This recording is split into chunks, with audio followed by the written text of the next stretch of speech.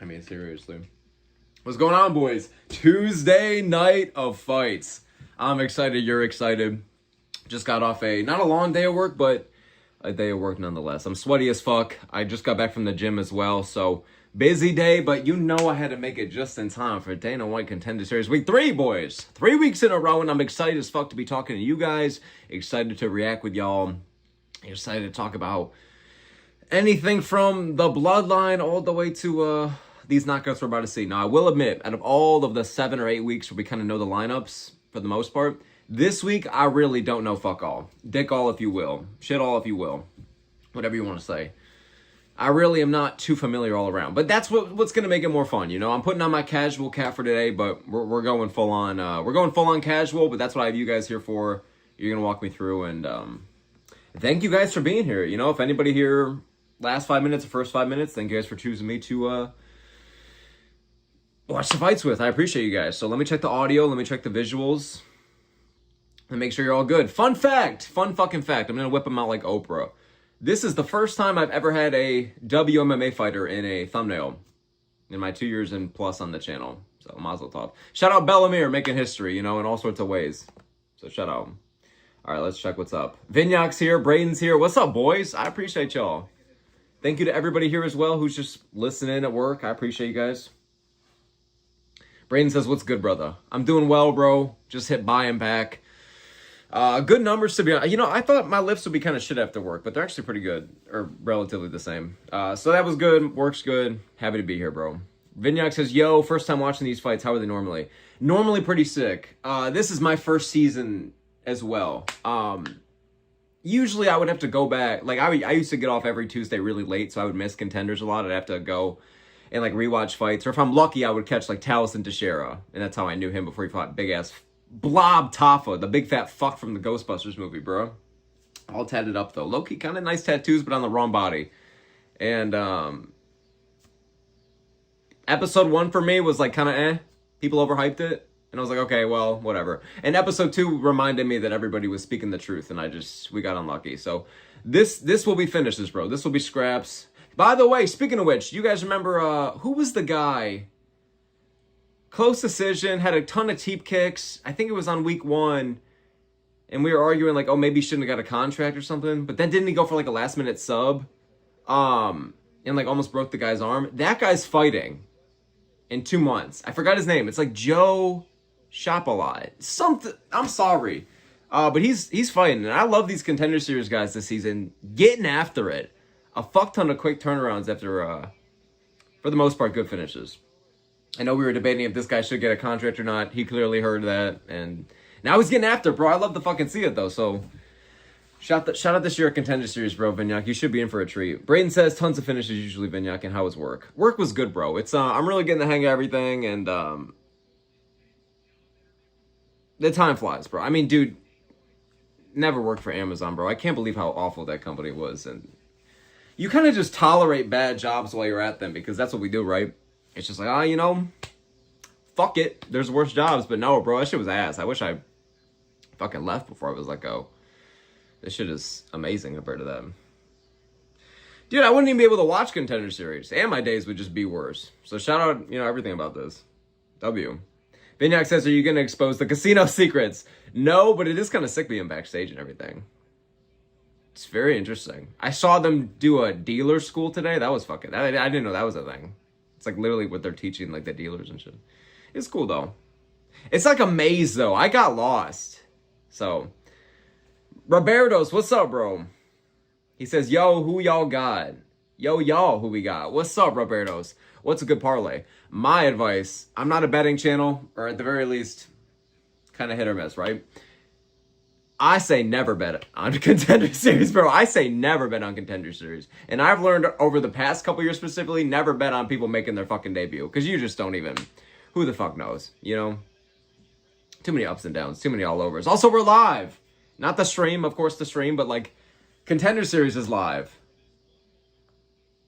Yo, the meta Apex probably so clean. We could, like, lick the walls and shit, bro. Okay, probably should have boarded that better. All right, not like some weird shit, but, like...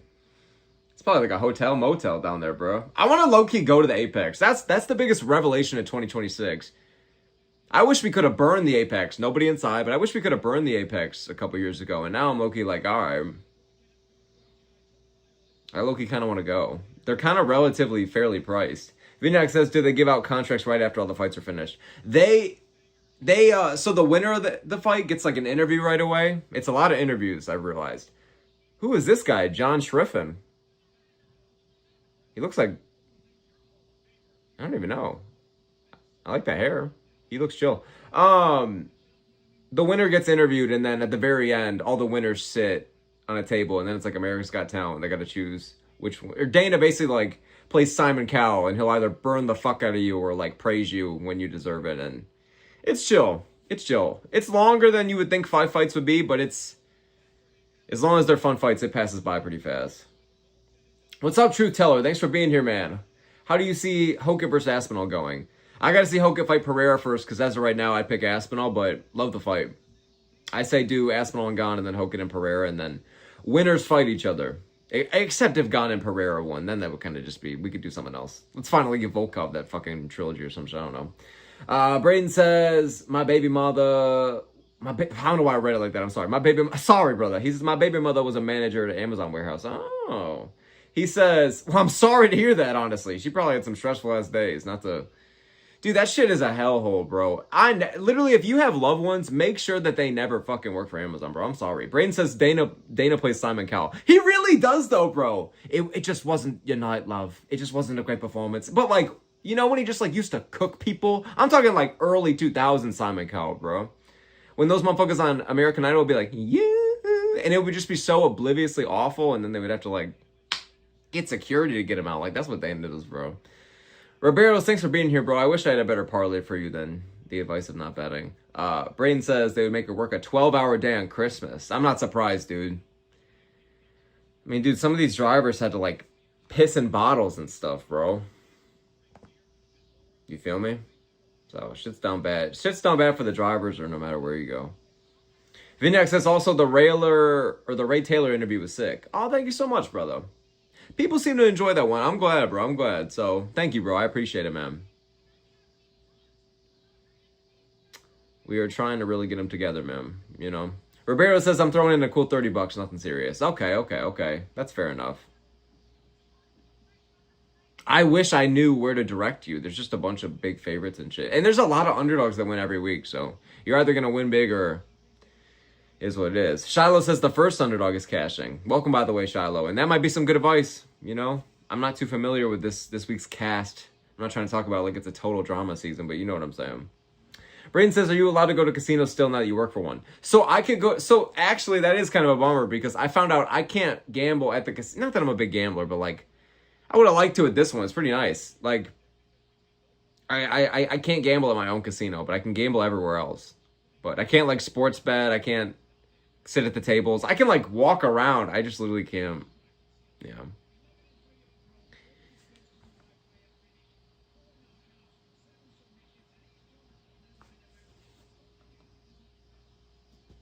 True Teller says if that's happening, I mean, I don't think it's gonna happen next, but you know,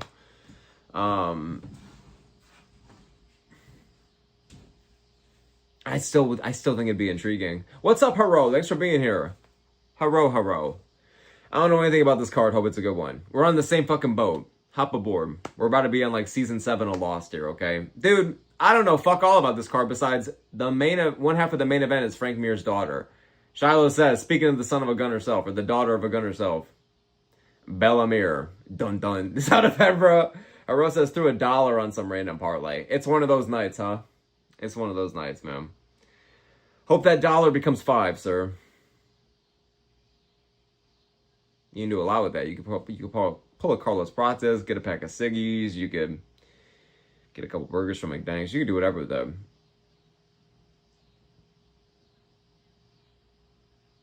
I don't know which fight I'm most excited for. I reached out to Bellotto for an interview, and fun fact, I think he's the only fighter ever to see what I said and just straight up ignore it. So I guess respect. I guess respect. He's a plus 450 tonight, so we'll see what happens. I also reached out to, I think, Galante, and he just didn't straight up open it. But that's how a lot of them go, man. I'm in like the building connections phase, bro. I've realized that the hardest part is just getting motherfuckers to open shit.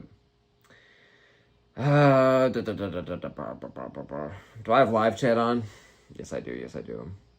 Yeah, man. If anybody has good picks for tonight, or good advice, or good betting, or good anything, bro, I would love to hear it because, I mean, for fuck's sake. Herosis, 2 guys had a heated face-off. Don't remember which fight. Ooh, I wish I knew which fucking one, bro. Maybe we'll be able to tell. Is it this fucking Pride Parade? Well, he is low-key probably a marauder. Oh, Argentinian with an 100% finish rate. Ding, ding, ding. I'm already a fan, bro. I'm sorry for the Pride Parade comment. I saw, like, the weird-ass hair, but I respect it. I see Argentina now. I get what he's going for now. Thought it was more of a fashion statement. I see what's happening here.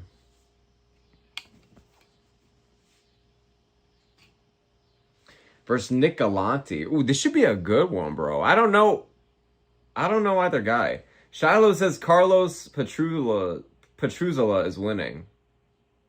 Yeah, shit, maybe. I always like a good Argentinian on the rise. I'm biased, though. I like the Argentinian fighters. You know what's crazy? I always say in the chat that I don't really feel like I have any, like, country biases. Maybe I guess I do. Because I tend to fuck with Argentina. That's, like, such a random one, right? But it's just real-life lore. What's up, A-Math? Thanks for being here, bro. He says, first time catching this live since last year. Hopefully we get some bangers. Wow, I guess a lot of people are just randomly having this Tuesday to just tune in. I hope it's a good week, man. Bellamere Fight Week. I'm not going to mock her, no, bro. Nah, bro, I'm coming off of being a huge fan out of Carly Drew Dice the last time I watched fights with y'all. I can't talk no shit. I got to reach out for that interview, by the way. Fuck. I think she was just on Ariel Helwani, though, so she's not probably going to do this smallest channel. Larissa, thanks for being here. Saying, will there be a live stream for UFC Shanghai this week? Well, thank you for asking. Thank you for being here. And yes, there will be. I and you and we will be waking up at 5 a.m. Maybe it's 2 a.m. for you or wherever. I'm going live for the main card only. Respectfully to y'all, and respectfully to the UFC, and respectfully to those fighters.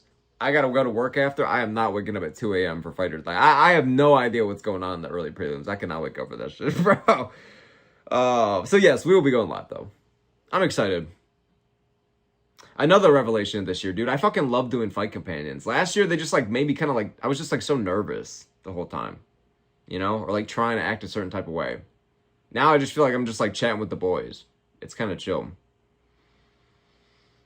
So, I like the fight companions, bro. It's chill. Amath says... Oh, I just read that. Thanks for being here, Amath. Thanks for being here, Larissa. Thank all you guys. Larissa says, this card is a Bellamere lock. Maybe, bro. Maybe. She's a massive fucking favorite, but I don't know enough lore about the chick to fill us in. Literally, guys, I don't think in terms of me ever talking about a card, I've known this fucking little, bro. I feel like literally like I'm making my first day at work and everybody else speaks a foreign language and I'm the only one that's speaking whatever. Maybe, sure, English. Let's call it English for fuck's sake, I guess. Amath says, I miss your picks videos a lot. Well, first of all, that is a heavy compliment. Thank you. I didn't know people were invested like that. So thank you, sir. I actually really appreciate that. He says, great background noise. That was the goal, man. That was the goal. I came to the conclusion, I actually thought about the other day. I think if I ever could do this for a living or work part-time, I think I would go back to making, like, picks videos. But it's just like y'all know me, man. It's just like, there are some of these guys, dang, they're so technical with it, bro. And not that I can't be sometimes, but I really, like, I feel like, well, all creators gotta, for the most part, write notes and shit, right, for picks. Haro says great background noise. Honestly, not a diss, bro. I know what he means, bro. Like, some of my hardest shifts at work. Shout out guys like, I like, Bedtime and Lucas carried me. Like, just straight up, like, I had them on in the background all fucking day. It's a compliment, bro. I know it might seem, like, fucking weird. It's, like, static. But no, it's chill, bro. I appreciate it, man. Honestly, no, it does kind of sound like a diss on paper. No, I know what you mean, though. I know what you mean. Yeah, dude, I don't know, man. I just feel like since I only have so much time, I feel like I want to just do the videos that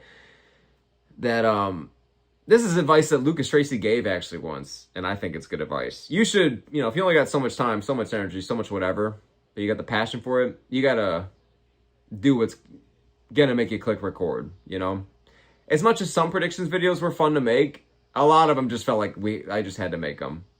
And I don't think I'm the only creator that feels that way. I think Guru went on like a mental crisis for a couple years because he like had to make some of these predictions videos. I don't fucking blame him, to be honest, for some of these fucking Apex cards. But, You know what I mean? I feel like a lot of creators feel like we kind of just got to do it. And shout out B-Wolf MMA. Literally, I saw him just talk one time and he was like, I'm just not going to do this anymore. I'd rather make content I want to make. And I thought about it and I'm like, I kind of want to do that, bro. Like, why am I not doing that? I don't even like these half the time. I like making picks, but I just hate that it has to be like this hour-long fucking breakdown. And I guess it doesn't have to be. But the perfectionist to me, bro, if I'm talking about these fights and there's people watching the video, I want it to be up to fucking par at least, you know? And then if people hate it, it is what it is. At least I fucking try, but it's like, you know what I'm saying. Haro says, nah, I agree, just someone to listen to, someone neutral. Yeah, bro, yeah, man. Yeah. Maybe they'll come back one day, I don't know. I like just kind of talking about picks. I've been doing just picks on the streams now. Because then I could like just elaborate as much as I kind of, you know, I don't know. I know we got fucking like 3 viewers in here. Sorry, chat, if I'm talking too much about fucking channel lore. I just caught myself. I sound retarded. I'm sorry. MS says, imagine if we get 5. Damn, dude, I didn't even read all these chats from Shiloh. I'm fucking retarded, dude. I'm so sorry. MS says, imagine we get 5 decisions. Let's hope not, for the sake of a lot of people watching this. Shiloh says, 6 dogs in a row to cash on Contender Series. Woo! Were there really 6? He says, gonna be hard for this card to live up to the hype of last card. Yeah, the last card was one of the most, like, you can't even write a damn near, like, perfect card like that, bro. It was just finish. Which is crazy. Dude, Shiloh, I'm such a cunt. You said, like, 3 chats that I didn't read. I'm sorry. He says, Bella looks just like her dad. There's been... Oh, hell no. Motherfucker's hitting that too, bro. Dude, bro. Oh, hell no, bro. You know what? Ah, dude, she's not... Yeah, no, you're kind of right. She's kind of mid. She does kind of look like her dad, though. I guess so. I mean, fuck me. Or don't. Oh, Shiloh, you're still here. Okay, yeah, thank God. Yeah, sorry, bro. Didn't mean to be a cunt, but fuck's sake. Also, what are they yapping about, bro? Dude, I swear, man, is this how my friends feel when they're like, you know, I try to put my casuals on with the sport to get them into it? This is just noise and shit happening. Like, I have no idea. Fuck's sake, dude. But I'm excited, dude. Dude, these Argentinian fucks, dude, they come to scrap. I'm a fan of it. And 15-1, bro, you know? But honestly, dude, you can't be fooled. I think we can't be fooled by some of these records because we see a lot of these, like, sometimes they're 20-1, 15-1, 10-1, sometimes undefeated guys, but it's like, bro, look at Namo Fazil. Like, it depends on, like, the competition, right? Like, you could have a good record, but if you're just fighting, like, who the fuck ever, then to get to that point, eventually when you fight actually these guys who are fighting legit comp, sure, look at the guy that Fazil was fighting. Sure, he had, like, a bit of an uglier record, but, like, that comes with good experience, bro.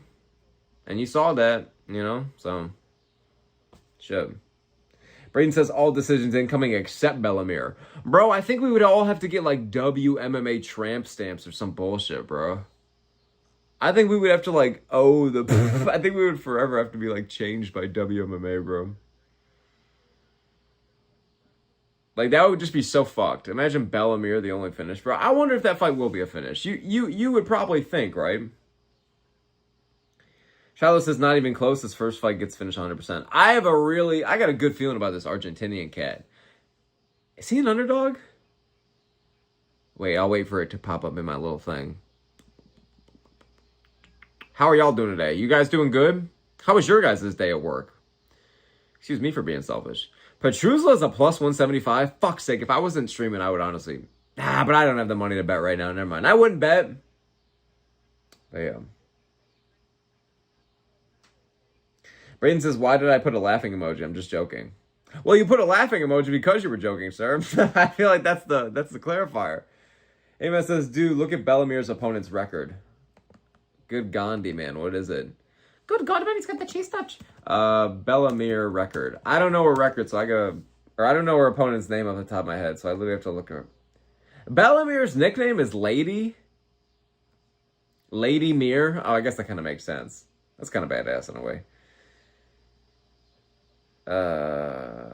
Cut to like a bunch of people calling it gay as fuck. Dude.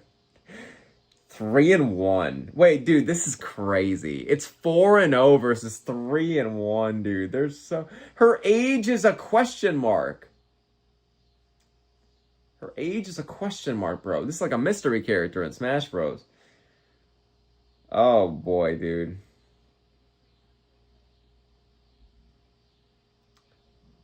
She's never had a finish as... She's never had a finish as an amateur or pro. Oh, boy. And she's taking on Bellamere. Is Bellamere a tank? I mean, she's undefeated, but... I mean, it's a one-fight difference here, bro. For fuck's sake. I mean, shit, dude.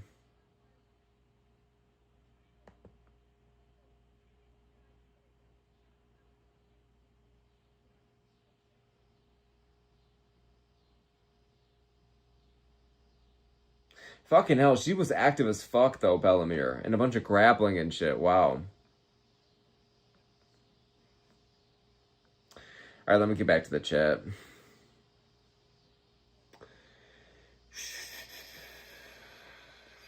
MS says Timu Forsen fighting. Who's Forsen? Foreskin? Forseen. Who's Forsen? Shiloh says Bella versus Apokadakowicz. Patakowicz? APODACA. I have no idea. Almond butter. I have no idea. Should be first fight on the card. I don't know why they're trying to promote a grappler. It's not even good at grappling. It's, bro, you and I both know, Shiloh, as much as I, like, semi-agree with you, or straight up do agree with you, it's because she's Frank Mir's daughter. That is the biggest drawing point, no matter what, for people. It's just, like, yeah, man. This fight, I feel like, about to be sick. I got Petruzla by KO. Oh, I forgot they don't do, like, the intros, so let's just lock in. Let's go. Let's go, boys. Thanks for being here. Shout out Haro. Let's go. Give me Petruzla, bro. He's got that, like, cloudy Super Mario brother hair, bro. Let's go, dude. Let's go, Petruzla. We're all on Petruzla. Let's fucking go.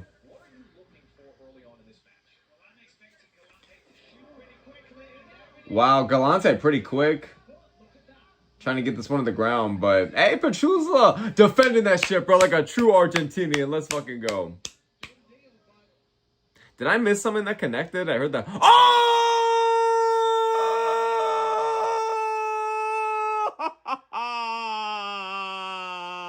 shit. Oh, my God, bro.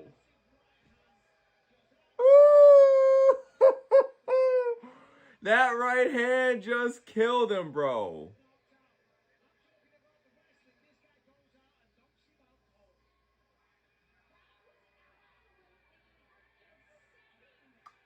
What a good start. For those that were asking, like, yo, what's the vibe of Contender Series, bro? Yeah, dude. Yeah, man. Dude, and he's a wrestler, too, bro. That right hand just starched him. Look at this. Ooh. Roberto says, who won? Nick Galante won. The American beat the Argentinian. Amen says late stoppage. Let me rewatch this here as it's replaying. Yeah, honestly, a couple of those, he really did not need a fucking take, for Christ's sake. He was out, dude. Look at this new commentator guy. What's his name? They're just throwing him on here. I like a new addition, though. I fuck with it. It's better than Michael Chiesa. Roberto says, hell yeah, I had him in a parlay. Let's go, dude. The whole chat and me were saying Petruzla, so, let's go, boys. Contender Series, man. Woo! Nick fucking Galante. What division is this? Welterweight? What division is this, dude? This guy will be a nice fucking addition, bro. A wrestler with power on the feet? Come on now. And an American prospect? Wow. First time for everything, bro. Well, not first time, but it's been a while, bro. Okay, it's not been a while. It's been a minute, though. Roberto says I might move to Canada. On a real note, you might move to Canada? Yo, let me know how you like it, because I've been debating that. It seems kind of sick over there. It seems nice. Amen says R.I.P. Foursome. I still don't get the reference. I'm so stupid.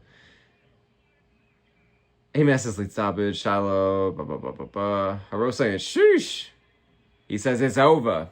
And Maddox says we are here. What's up, Maddox? Hope you're doing well, bro. Thanks for tapping in. Appreciate you and hope you're doing well after your fight, bro. Thanks for being here. Appreciate you. Look at this motherfucker throwing that mouthpiece. Shout out Nick Galante, bro. Okay, so I'm 0-1 on picks right away. But are we really picking? Are we really picking, bro? I don't know fuck all about this shit, but whatever. Contender Series is so sick, bro. That was fucking awesome. You know what was such a shame about I had to delete my Sacramento stream, bro? Dude, that was like one of the best cards ever, bro. The reactions were sick. Maddox says, I got big news. What's your big news, bro? You pregnant? Tell me, bro. What's up? Thank you all for being here, man. I appreciate you guys.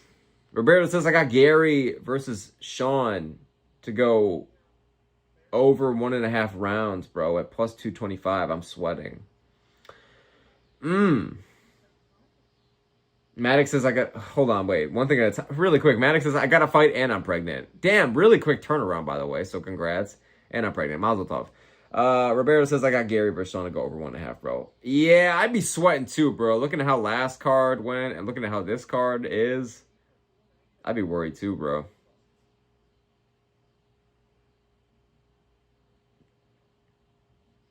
Shout out to shit Braveheart remake. You know, dude, I'm low-key. I feel like I'm like cultured with movies and shit. Why am I like 25, about to be 26, and I've never seen Braveheart? Oh, there's literally a shit Braveheart remake in theaters September 11th. Oh, hell no. That is a awful twist of fate in so many ways, bro. Jesus Christ. All right, dude. I've been in the movie theater like 8 times this year, and I've seen some pretty damn good shit. I don't think I need to go back, though, until like Avengers Doomsday. I think I'm chill. I've seen so many good movies this year, bro, and I've spent like 100 doubloons on that shit. Granted, most of that was before the unemployment, if you couldn't tell. But hey, now we're back. Now we're making checks. Everything's okay. Roberto says, who's fighting now? They're just interviewing Nick Galante. Laura Senko, always rocking the suits.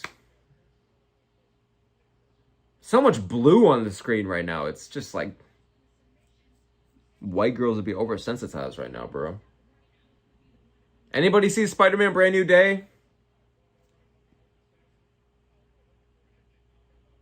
Anybody see Brand New Day? How you guys like it? I liked it, but honestly, I'm less hyped about it now that it's been a little bit, but I still am a big fan. I'm still a big fan. Roberto says, go to movie. Let's fucking go. I don't know if you're talking about me or what Haro said. Haro said, well, let me do this in order real quick. Roberto, so we could talk. I'll let you know when they're doing the next fight, bro. We could let you know. We can let all you guys know. I'm sure half you guys are watching anyways. Shiloh says, bro, and y'all working right now? I salute you, sir. I salute you. You know, you got the shit. Shiloh says, bro, people used to shit on me for never having watching it. And I'm not going to lie, it's definitely a top 5 or 10 movie of all time. Fuck. I've never had anyone in my life shit on it.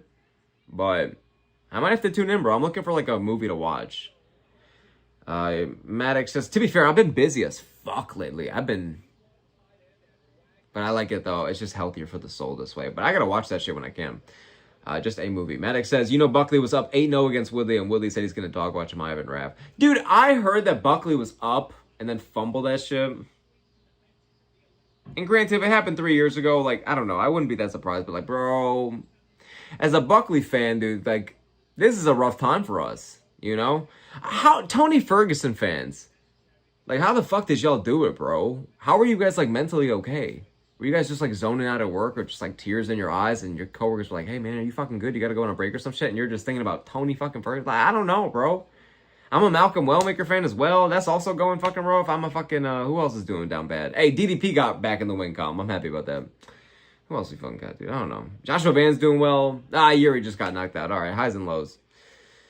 Haro says Braveheart's good, but not something you can't miss out, in my opinion. So are you saying I can miss out on it? Haro says Braveheart is good, but not something... It's not something you can't miss out on. So if that cancels out, you're saying that it's something I can miss out on. How? I don't know what you're trying to say. Okay, I think that's what you're trying to say, though. Okay, so I can miss it, because then right after you said Troy over Braveheart. I haven't seen Troy either. I saw that one Spartan movie where they're like, what's it called, 300? That shit was lit. I think I was like on, what was I? I was on some type of psychedelic during COVID, bro. Ribeiro says, goated movie. Tobey Maguire is better than. I think anybody that says Tobey's the best is fair. I have it Tom, Toby, Andrew. But fair. Don't get me started on that Miles Morales shit, because I love Miles Morales. Smash Strickland says, what's up, by the way, Smash Strickland? Thanks for being here, bro.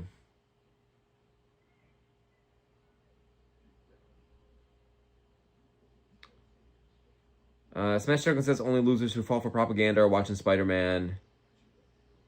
Real independent thinkers only watch UFC, bro. Dude, I feel like I heard Bedtime say this recently, and I couldn't agree more, bro. My thing is, dude, like, I feel like we all I'm not gonna speak for y'all, but if you're in this chat and if you're in a lot of these chats, I feel like or just MMA YouTuber chats in general, you're all on the same page. We just watch and listen to so much of this, and it's because we love it. It's not a chore. There's no gun force to our fucking head. But dang, bro, sometimes like I feel like I just need like that's why I like Kill Tony, or that's why I like just watching the shit, bro. Because it's like fuck, dude. I need like that mental, Is what it is, bro. But for real though, don't fall for the propaganda. Don't see Spider-Man. Only watch Bellamere main events. Hell yeah, bro. Let's lock in, bro. Let's lock in. Smash Dragon says all jokes aside, Spider-Man was great. Oh, absolutely, bro. It was a good movie. I gave it like an 8 out of 10. I liked it. Thanks for being here, Smash Strickland, bro.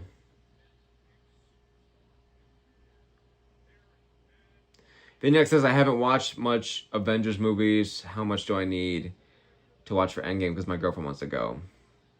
I would watch. You gotta watch Infinity War first, and you gotta at least know a little superhero. You gotta see a few of the movies first. But if you don't want to be that guy that just like you don't want to watch a bunch of movies, you just want to watch a film. I don't even know how you'd watch the Doomsday shit. This is the problem. Now they're in such a rabbit hole. I feel like you gotta see. I guess you could see any movie though. They're kind of all meant in a way for someone to watch it for the first time, right? All right. I mean, they're like re-releasing Endgame back in theaters, so. Harosa's Vinyak, you'll fall asleep. Dude, if you're not invested, yeah, it's a grind. It's a grind. It's long. Amen says, I went to Endgame because my friend was really into it. I never watched a Marvel movie before that. Oh, dude, so you were probably just confused as fuck. How did you even... What were you thinking, Amath? No, not like what were you thinking for going? What were you thinking? Like literally, like when you're watching that shit for 3 fucking hours, this epitome of highs and lows in spandex. What were you thinking? Did you have a little gummy before or something to pass the time? Were you just watching that shit? Oh, Amos says I was like 12. Wait a sec, you were 12 or 13 in 2019? Dang, bro. Wait, or am I that old? I'm not even that fucking old. Oh no, you're the age of. Oh, okay, I'm doing the math. No, it's chill as fuck. There's literally other people in the chat that are like, okay, I'm doing the math. My literal demographic is 18 to 35, if you had asked me, so W.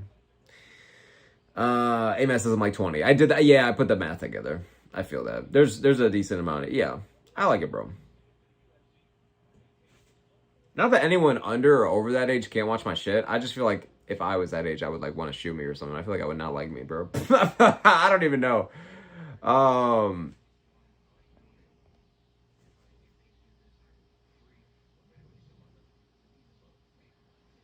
Dude, I gotta text my girl back. Fuck, Chad. I gotta send. Yep. Fuck, dude. I gotta send first. Okay, we're back. All right. Let's see. What do we got in the chat? Vinyak says Mike just watched a half-hour recap on YouTube. Dude, I don't even know how you sum that shit up in half an hour, dude. Vinyak says the only movie series I've genuinely watched every single movie of was Rocky and Creed. Hey, Rocky and Creed are goated, bro. Rocky and Creed are so good. I like Creed more than Rocky, which might be a hot take, because Rocky hits the nostalgia in me. But I feel like Creed is just like better paced, better movies. Like we're not gonna talk about like the robot shit. And just I don't know. Rocky was cool as fuck. You know, every boy turns man and wants to just like chug eggs and mix them up. But it's like Creed is sick, bro. I like them both a lot, bro. My favorite Rocky movies are probably the OG or 4. My favorite Creed movie is probably 1. I didn't like 3 that much, to be real. You know? Harosa's in December, all in the span of 5 days. Dune 3, Hunt for Gollum, and Avengers will release. That's an insane back-to-back-to-back headliner right there, bro. People are calling it, what is it, like Doomsday? I like it, bro. It's like Barbieheimer or whatever, but for the lads. You feel me? Torin Brown, what's up? Thank you for being here. He says, what's up, homie? What's up, Torin? Thank you for being here, man. Thank all you guys for being here. I appreciate it.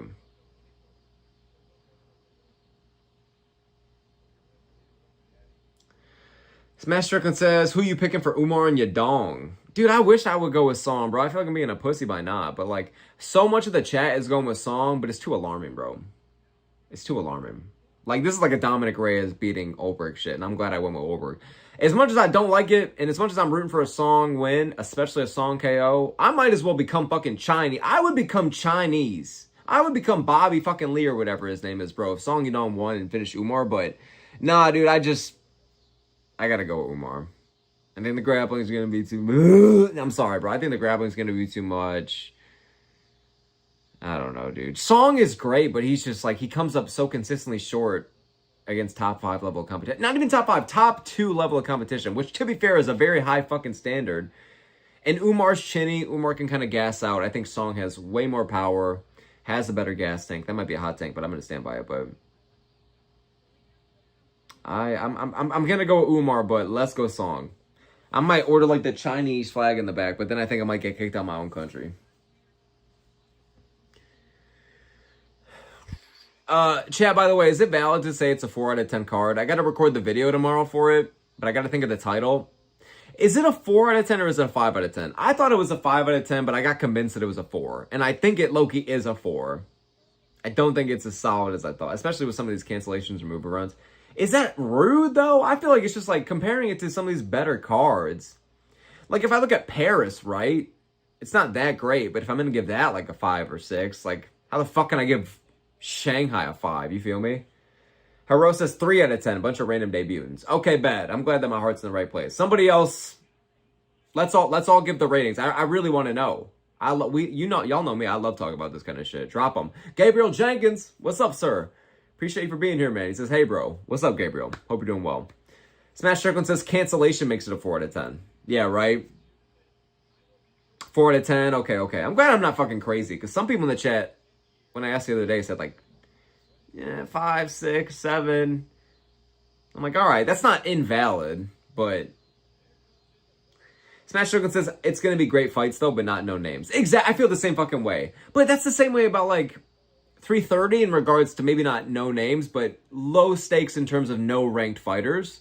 Just really fun matchups. Like, this is just that, but, like, I don't even feel like this is 330 level of just, like, fun matchups. It's more of just, like, and you guys know, well, maybe you don't know. I rate the numbered events harsher. I think we all should, right? They're supposed to be a higher standard. We get that little flashy number next to it. But it's like, I don't know. Vinyak says, yeah, it feels like a 4. Okay. Thank you, guys. Thank you. I just wanted all your guys' fucking numbers. Even if you felt like it was high or low, I just want to hear it. He says, yeah, it feels like a 4. We will stick with a 4 for the title then. Smash Strickland says, I want to pick Yadong so bad, but logically 48-47 UD is the most likely outcome. I feel the same fucking way, bro, but it is what it is. Torrance says, I'm really considering a move out of Illinois. Tired of the state. I know you got to be too. Oh, dude, I'm in Illinois for like a couple years more max.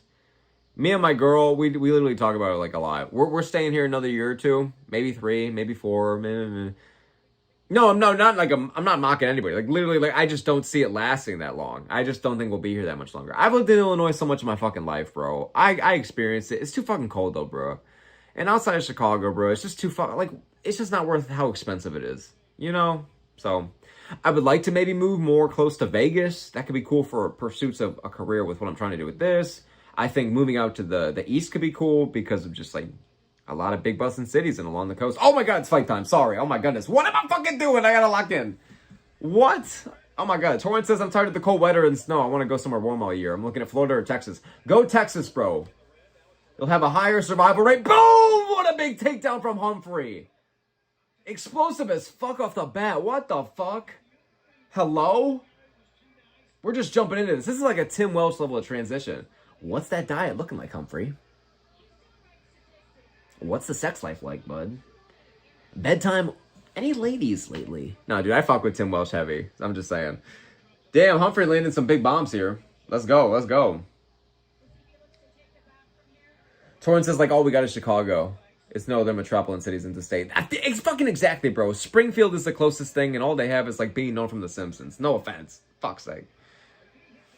Toro says it's a weak main card. I agree. I'm glad we're on the same page. All right, we're going to give Shanghai a nice, crispy, early morning 4 out of 10. Well, all right, here we go. Now they're just scrapping. Humphrey had a good start. Miranda on the back foot. Missed that one. Let's see it, bro. Let's see it. Damn, Humphrey's ripped, bro. His back looks like Pangea before it split. Ooh, okay. Both guys kind of missing here. Nice 1-2 from Miranda. Miranda's his name. Sorry, guys, I'm a casual tonight. You know what the vibe is. Oh, I just noticed he's got the ankle wrapped up. Oh, caught the head kick. Oh, nice shot to the body. What a scrap, bro. Is that a mullet on that motherfucker's head? Infinite aura. Ooh. Nice left hand. I can't tell if that's a mullet. Or just low-key a chill fade. I don't think it's a mullet. Boo. Lack of aura. I need a good Diego Lopez looking motherfucker, bro. I need a good lack of chromies, homie. Oh, another takedown attempt from Humphrey. Gets it immediately. I mean, for fuck's sake. That was a nice level change. But Miranda back up to his feet now. So he's got a good get up. Oh, right. As soon as I say it, Humphrey just drags him back down. Bum, bum, ba-dum. Meow. Nice bombs from Humphrey. Damn. Oh! Oh! Miranda just started teeing off. What the fuck? Dude, Humphrey landed a big bomb. What was that, a knee? I low-key kind of already... Miranda emotes on it, and now he's teeing off like Fluffy did the other day at the end of round 2. What the fuck, dude? Let's go, bro. Look at that body shot. Yeah! Ooh! Look at that body head combo. Oh! Humphrey drops him with the jab, and now he's beating the fuck out of him. Oh, look at that knee. Oh, elbow. Oh, my good Lord. Have mercy. Yo, this kid Miranda's got heart. Ooh, look at the elbow from Humphrey, though. Good God, man. Look at that Vegeta hairline, by the way, of Humphrey. Can you feel it, Kakarot? I just realized that shit. What the fuck? Ooh, Miranda's busted the fuck up. Roberto says TKO. No. It's still live. It's still live. Oh, another explosive as fuck takedown from Humphrey. This fight is actually really fucking good. Oh, look at these bombs. Look at these bombs he's landed.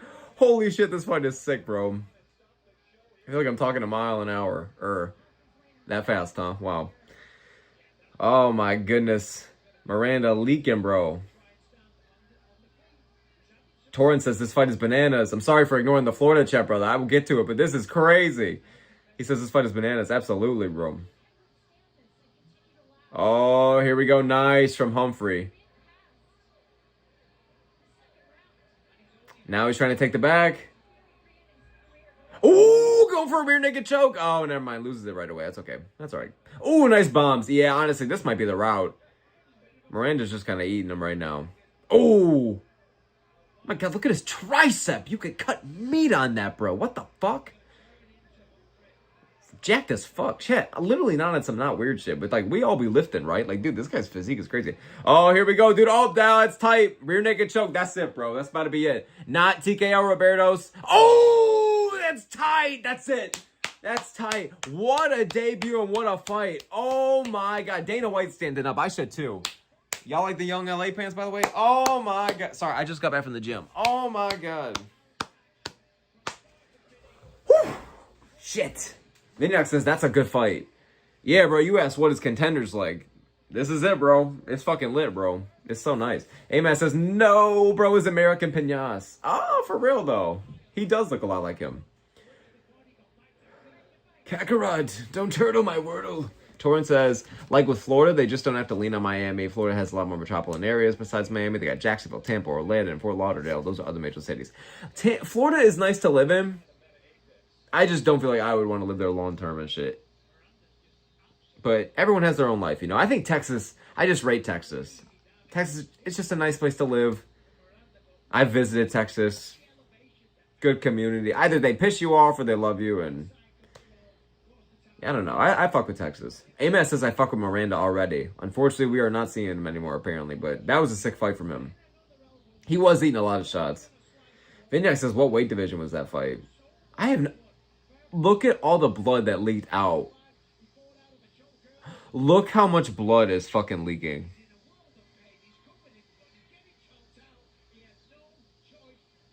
Dude, do you guys see how much blood?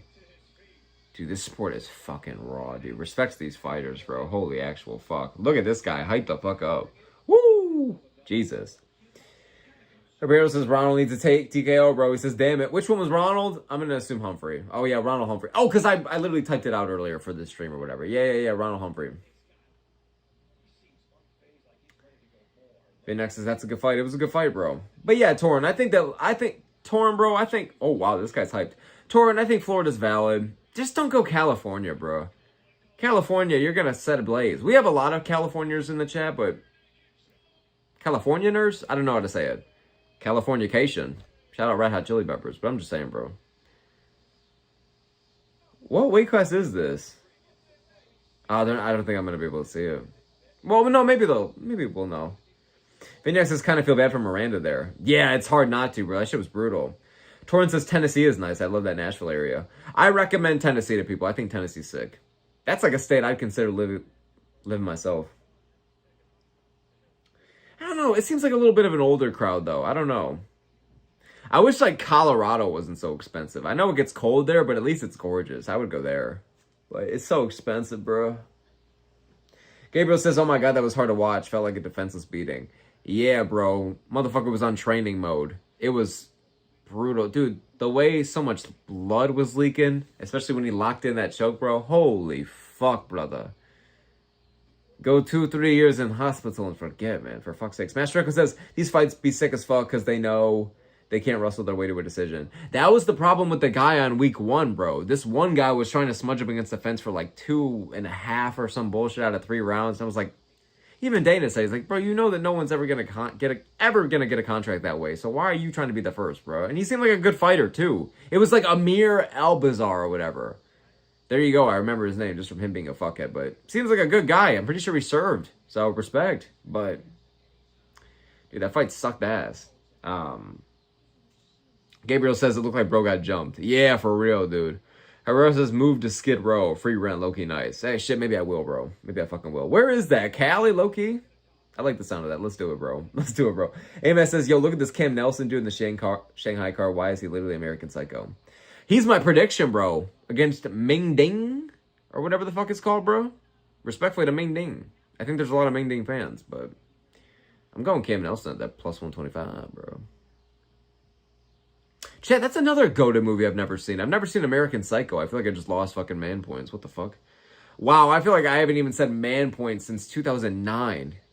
I was like probably in like elementary school. What the fuck? Jesus. Y'all remember Hump Day? I'm gonna stop. Torrance says the South is cheap because they don't have state taxes. Like in Nashville, Tennessee is much cheaper to live in than Los Angeles. Oh, not even close. Yeah, night and day. New Orleans is much cheaper than Chicago and New York City. Oh, absolutely, bro. Yeah, man, I gotta bounce. You gotta bounce. We all gotta bounce, bro. I've had my time with Chicago, man. I like it, but like, I want to go somewhere, man, like where I want to witness Mother Earth, bro. You know, I like the city. It's a good vibe. I like the people for the most part, bro, but too fucking cold here, bro, and too many fuckheads, and it's too expensive, bro. And not enough just like, I don't know, I'm trying to climb mountains and shit, bro. I think that's awesome. From what I've experienced, dude, it looks like I just like feeling small, bro. It's so cool. I've only climbed 2, but they're so cool. Roberto says, thoughts on Gable Steveson? You know, dude, it's so conflicting because I don't really like dislike the guy. But I'm not necessarily rooting for him because I just don't know how true whatever allegations are said about him or whatever the fuck. And I mean, inside the cage, he's impressive, but like from what I've heard even. So even if I'm ignoring allegations, right? Let's just, from what I've heard, podcasts, interviews, whatever, I kind of don't like him. I don't really like the vibe. Like, he just seems like this John Jones, just like round SpongeBob, but on the inside, he's like Satan from South Park, just like, yeah. Like, they're just like locked in and they're just like reading off a script and they're just like, but you know, on the inside, I feel like they got like demons and shit. I don't even know, bro.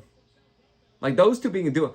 Am I bogus for that shit? But again, I'm not trying to judge this motherfucker if I don't even know how true whatever is. But like, okay, like I said, let's just assume what I have heard. I don't know, dude. I just don't. I can't explain it. I just don't like the vibes, bro. My vibrator is off, bro. Smash Dragon says, I'm never watching an American Psycho movie. It seems weird as fuck for some reason. Isn't that the one movie where the guy's like, right? Like, he makes the face. He's like, I don't even fucking know, dude. I probably look stupid as fuck. I probably look like the mitochondria, except not being the powerhouse of the cell.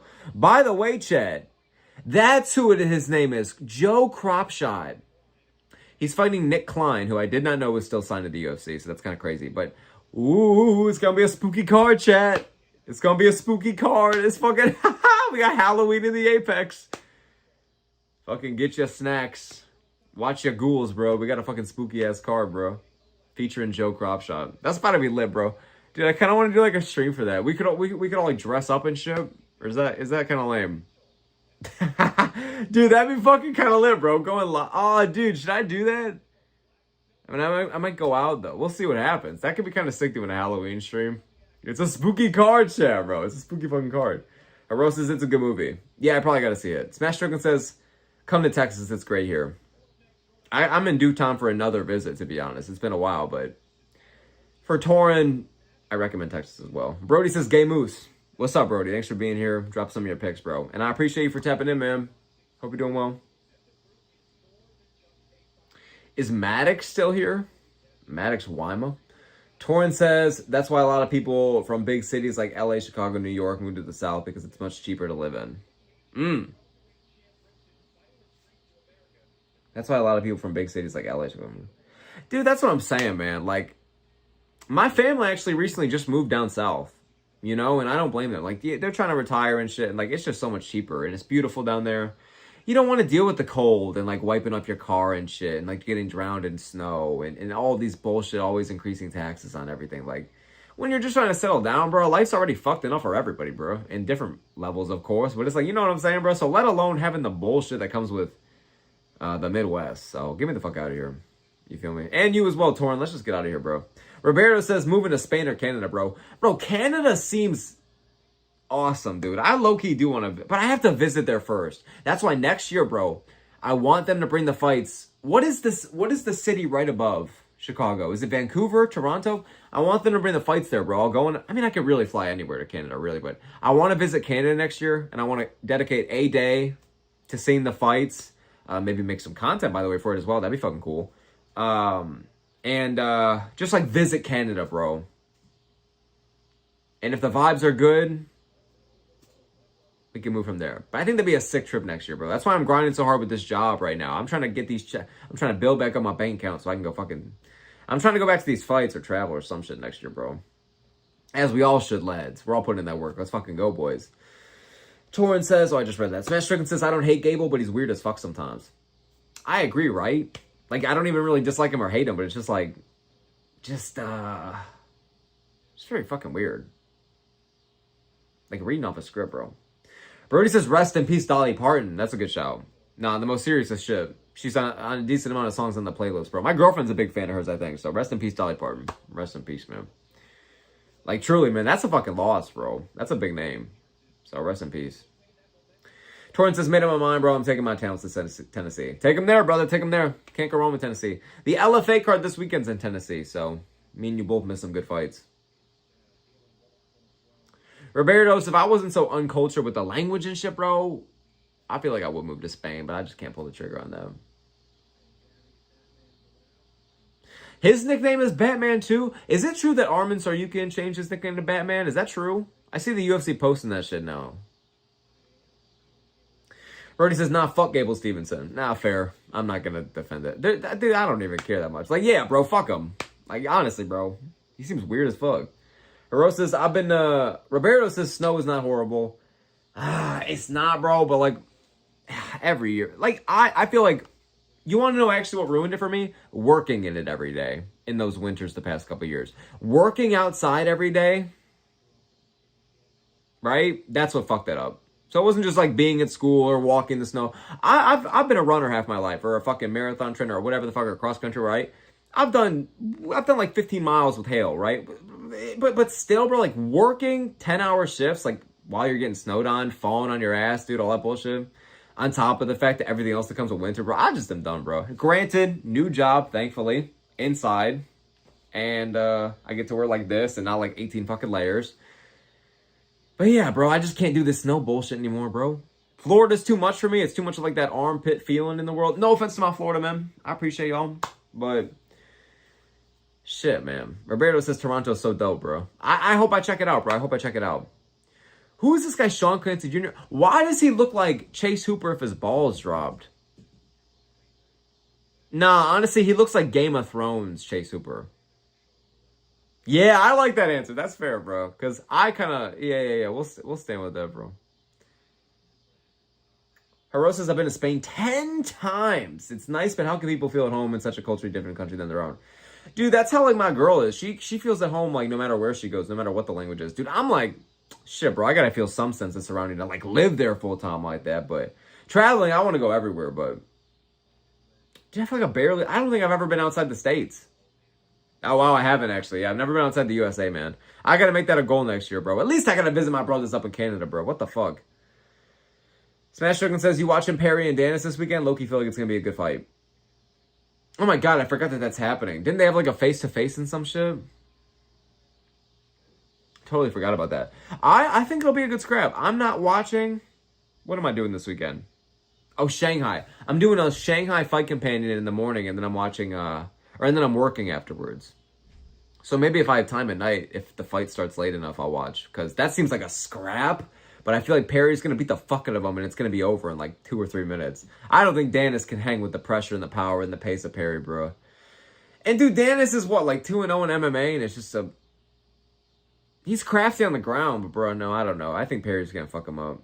Roberto says, what state you in now? Yeah, I'm in Chicago, Illinois, bro. I'm in Illinois, bro. It's just, I don't even know. I don't dislike it here, bro. It's just too fucking expensive.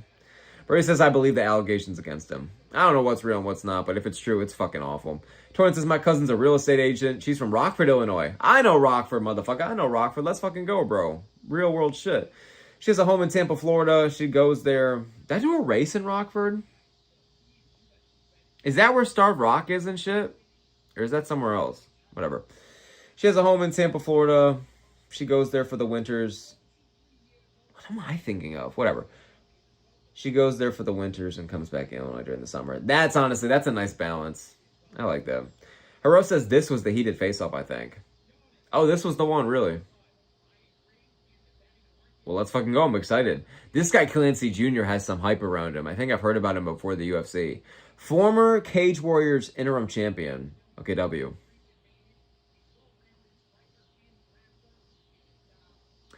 He's built like a mid-2000s movie protagonist where, like, he starts the start of the movie in some crazy scenario and looks at the camera and goes, I bet you're wondering how I got here. Let me take it back a little bit. And then it just, like, it goes back like 30 years or some shit. He's in, like, Scotland or wherever the fuck he's from. Hero says this was the heated face-off. Let's see it, bro. Let's carry this momentum, bro. This has been a great card. Vinyak says, low-key, I don't mind Gable. He's an entertaining fighter, and the heavyweight needs people like him and Hokit. I agree, but him and Hokit are way too different conversation points, I guess. Yeah, I guess I don't really like... I just don't dislike or hate Gable. I'm very impressed by him in the cage for so far, but I think heavyweight could really use him. But you know what? I don't like how people overhype it like, oh my god, if you gave this guy Volkov tomorrow, he would beat Volkov. Or Pavlovich, or Gane. What the fuck is that take? One of those fuckers from Boys in the Back stands on that hill. I get hyping up Stevenson. I think he could probably have a good chance to maybe be like a Tybura by a decision. Maybe. I don't think he beats like really any ranked heavyweights right now, bro. No offense to Gable. He's just so fucking green. I think 2 fights from now, we could really get going and give him somebody ranked. And he just needs more cage time, bro. He needs to have his striking be as good as his wrestling, and his wrestling be accustomed to MMA style of wrestling. You know what I'm saying? Let's see some of that ground and pound, brother. You know what I'm saying? Brody says, we will become the flyweight GOAT. I would sub to his OnlyFans. Got him. All right, W as fuck, honestly. He says, we need Isabella Mir in women's MMA. Oh, okay, full name Isabella. Yeah. Yeah, I'd be down, bro. Let's see it, bro. I'm excited. This is my first time really witnessing her. First ever female fighter to be in a thumbnail of one of my content. So here we go, W. History being made, folks. Brody says Gable would get KO'd by Brando. I think so, too, to be fucking honest with you. I think Perisic beats him. Look at these fucking guys. Look at this face-off. Look at this fucking guy. Brody says, did you like that? Yeah, I think Brando KOing him is a good shout. Dude, look at this face-off. Let's go, boys. Let's go. Time to lock in. Woo! Welterweight. Minus 1,100 favorite, bro. All right, let's go, boys. Let's maybe 3 sick as fuck fights in a row. Cigarette smelling, no nonsense Keith Peterson, bro. All right, let's go. They literally look like Game of Thrones characters. I don't know why I'm standing my base on this. Imagine it's just like some shit fight. It's just an absolute stinker.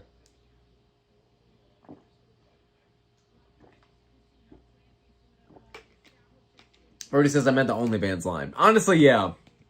Brody on some real shit. Genuinely fucking clever. I gotta recognize ball, you know? Ooh! Damn, these guys are fast as fuck. AMS says, why is he bringing his family as a plus 800? That is the day-old question, I guess, right? Oh my goodness. They're landing blow for blow.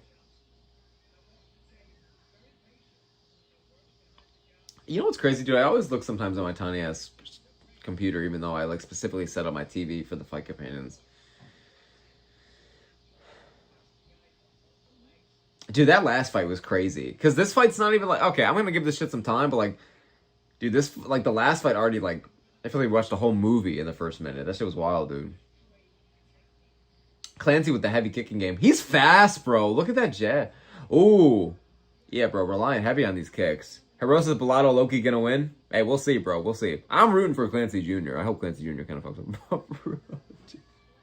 Nah, no grudges. No grudges held. It's a fair fight. I'm rooting for Clancy, though.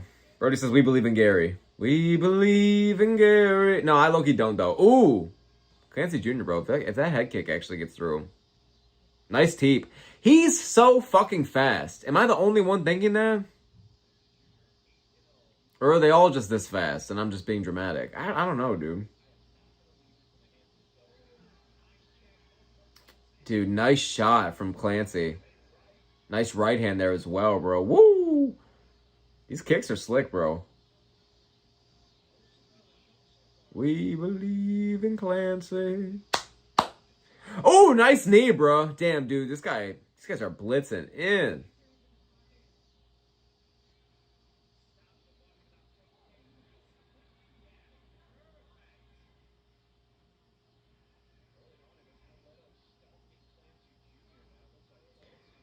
Oh, dude, man. I have Clancy a little bit up right now, bro. Brody says, we believe in? Yeah, no, we don't. Smoke. Yeah, bro, because low-key, I'm not rooting for Bellato on some real shit. But is that petty of me to, like, hold a grudge? It wasn't even that big of a deal. It wasn't even that big of a deal. It's honestly understandable. Maybe just busy or something. Now let's go Clancy Jr. Nice shed to the body.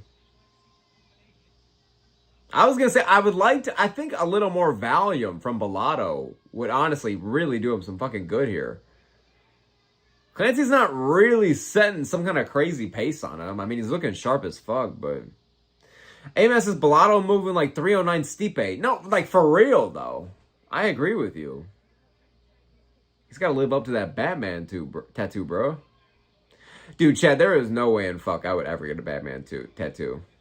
Like, I get it. It's your fighter nickname, so there is the meaning. I feel you. I would be like, Don, Big Nose Motherfucker Smoke. You know what I'm saying?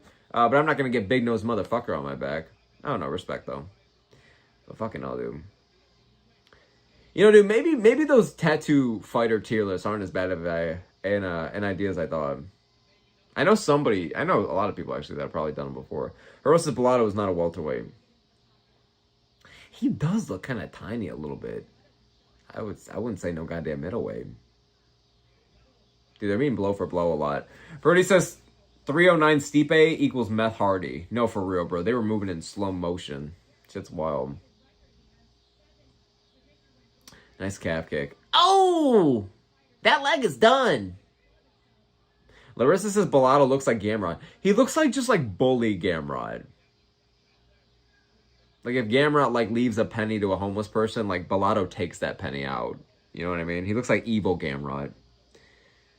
He look, you know, in, like, those movies where, like, there's, like, the twins, but one of them's evil, and they like, kidnap the other person or make them hide somewhere, and then they pretend to be the other one. It's like, oh, what? What? Dude, I really feel like Bellato can't get any of these shots really going, to be honest, dude. I mean, Clancy Jr. looks a little red in the face, but in the same way, like, as a Kleenex commercial. You feel me? So I don't think it's that... This was not really a crazy round. Okay. Not really a crazy round. Brody says he looks like a gay Jew. Facts. Don't we all, am I right? So relatable, guys. Yeah, we are gay Jews, bro. Oh, my fucking God, bro. What the fuck is this, bro? How are y'all doing with picks so far, man? It's an interesting vibe. I got no picks for this fucking card. I am just here. I am witnessing this shit.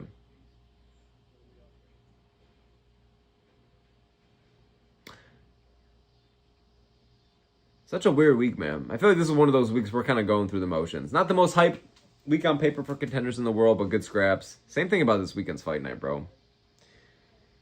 This was, bro, such a C+ week. That's okay, though.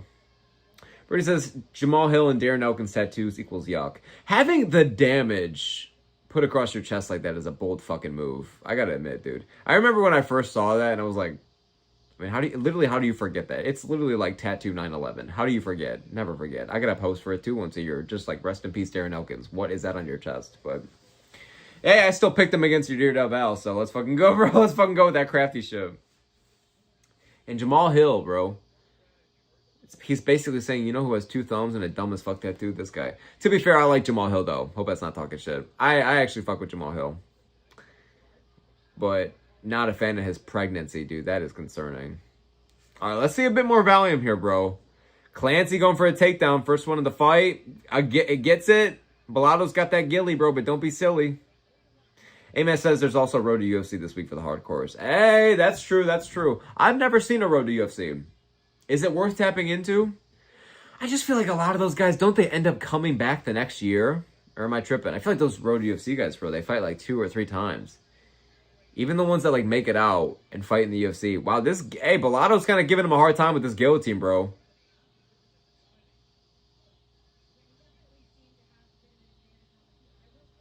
It's not in super tight, but Bellato is sticking to it. I mean, it's something. He wasn't really doing too much on the feet here, so. He loses that. All right, fuck off. And now Clancy Jr. trying to establish top control, bro. Let's see some elbows, though. I think that would help him kind of just steal it. There we go. There we go. I think that would help him just steal away this fucking round a bit here, bro.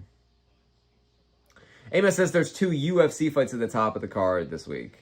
Yeah, they did that the last time out, too, right? Yeah. Yo, China's a sick crowd, by the way.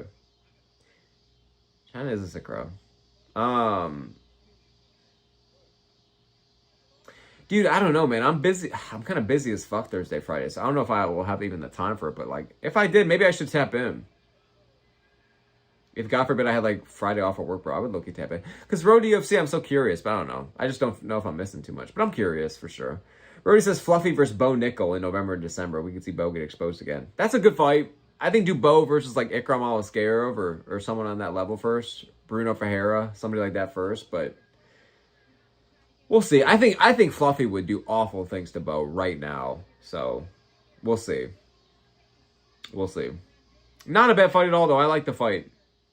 Wrestler versus wrestler that can hold their own on the feet. I like him. Okay, kind of arguably. We'll see. Oh, shit, bro. Oh, dang, dude. I thought Clancy had the back a second there for Bellato. Oh, nice elbow. There we fucking go. Brody says MVP being above Fluffy is a joke. That is mad retarded. I haven't checked out the rankings. I got to look at the rankings after this, bro. Let me pull them up now so that I'll remember after this fight. Dang, I got to pull up the meta rankings. Oh, AI, folks. Get out of there. Amas says I can already hear Dana shitting on Clancy in the ending. I mean, I don't think he'll shit on him as hard as the last guy who was just stinking it up, but this is still not great. I also just saw that I was apparently 20 seconds behind and nothing changed. I'm at 135 now, but literally nothing has changed here. That is tough. That was a decent left hand right there, man. Birdie says we want to see Smoke watch Umar get KO'd. We do want to see that. We high-key want to see Umar get KO'd, bro. Not to hate watch Max, but bro, Song Yadong entering the top 2. Like, real title contentions. Hey, Clancy's beating him up here, by the way, bro. Bellato is shelling up a bit. Hey, bro, Clancy's teeing off. I think he just busted him up with a couple nice elbows. Look at him, look at him, look at him. That's it. That's it. Nice. I was going to say, bro, he was really getting the fuck after it there. He just, I just flipped the switch. Flip, on some stupid ass shit, bro. Damn, look at him. Now he's a bloody mess. Good performance from Clancy, but I think they'll give him a finish, but I think he kind of, I think he was cutting it close. I think they'll give him a contract. I think Dana will respect the urge to finish. Like, it seemed like someone just switched. And he's like, all right, bro, I'm not making it to round 3. He just started beating the fuck out of him. And now he's talking to Dana. I didn't give him a contract. It wasn't too great of a fight, but he seems good on the feet. The wrestling's obviously a real fucking threat. Obviously could do some damage down there. So, hey, Bellato, let's talk now. No, I'm not going to talk shit. Rest in peace to Bellato, though. Brody says, RDR is number 9 at light heavyweight. I think that's stupid as fuck, bro. I think RDR... Oh, we did look at the rankings yesterday. Because we did see RDR at number 9 for light heavyweight. Dude, that was so... I disagree with that one. I didn't hate a lot of the new changes, but... I was just confused. I mean, I think maybe they're accounting for Azamat below him, just lost. Whitaker below him. Whitaker lost to RDR.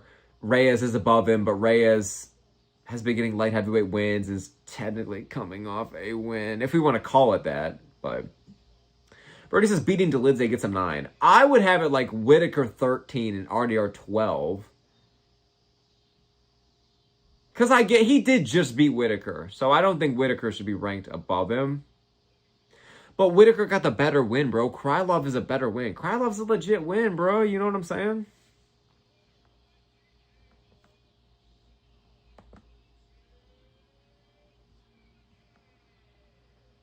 Vinyak says that was a good performance. I agree.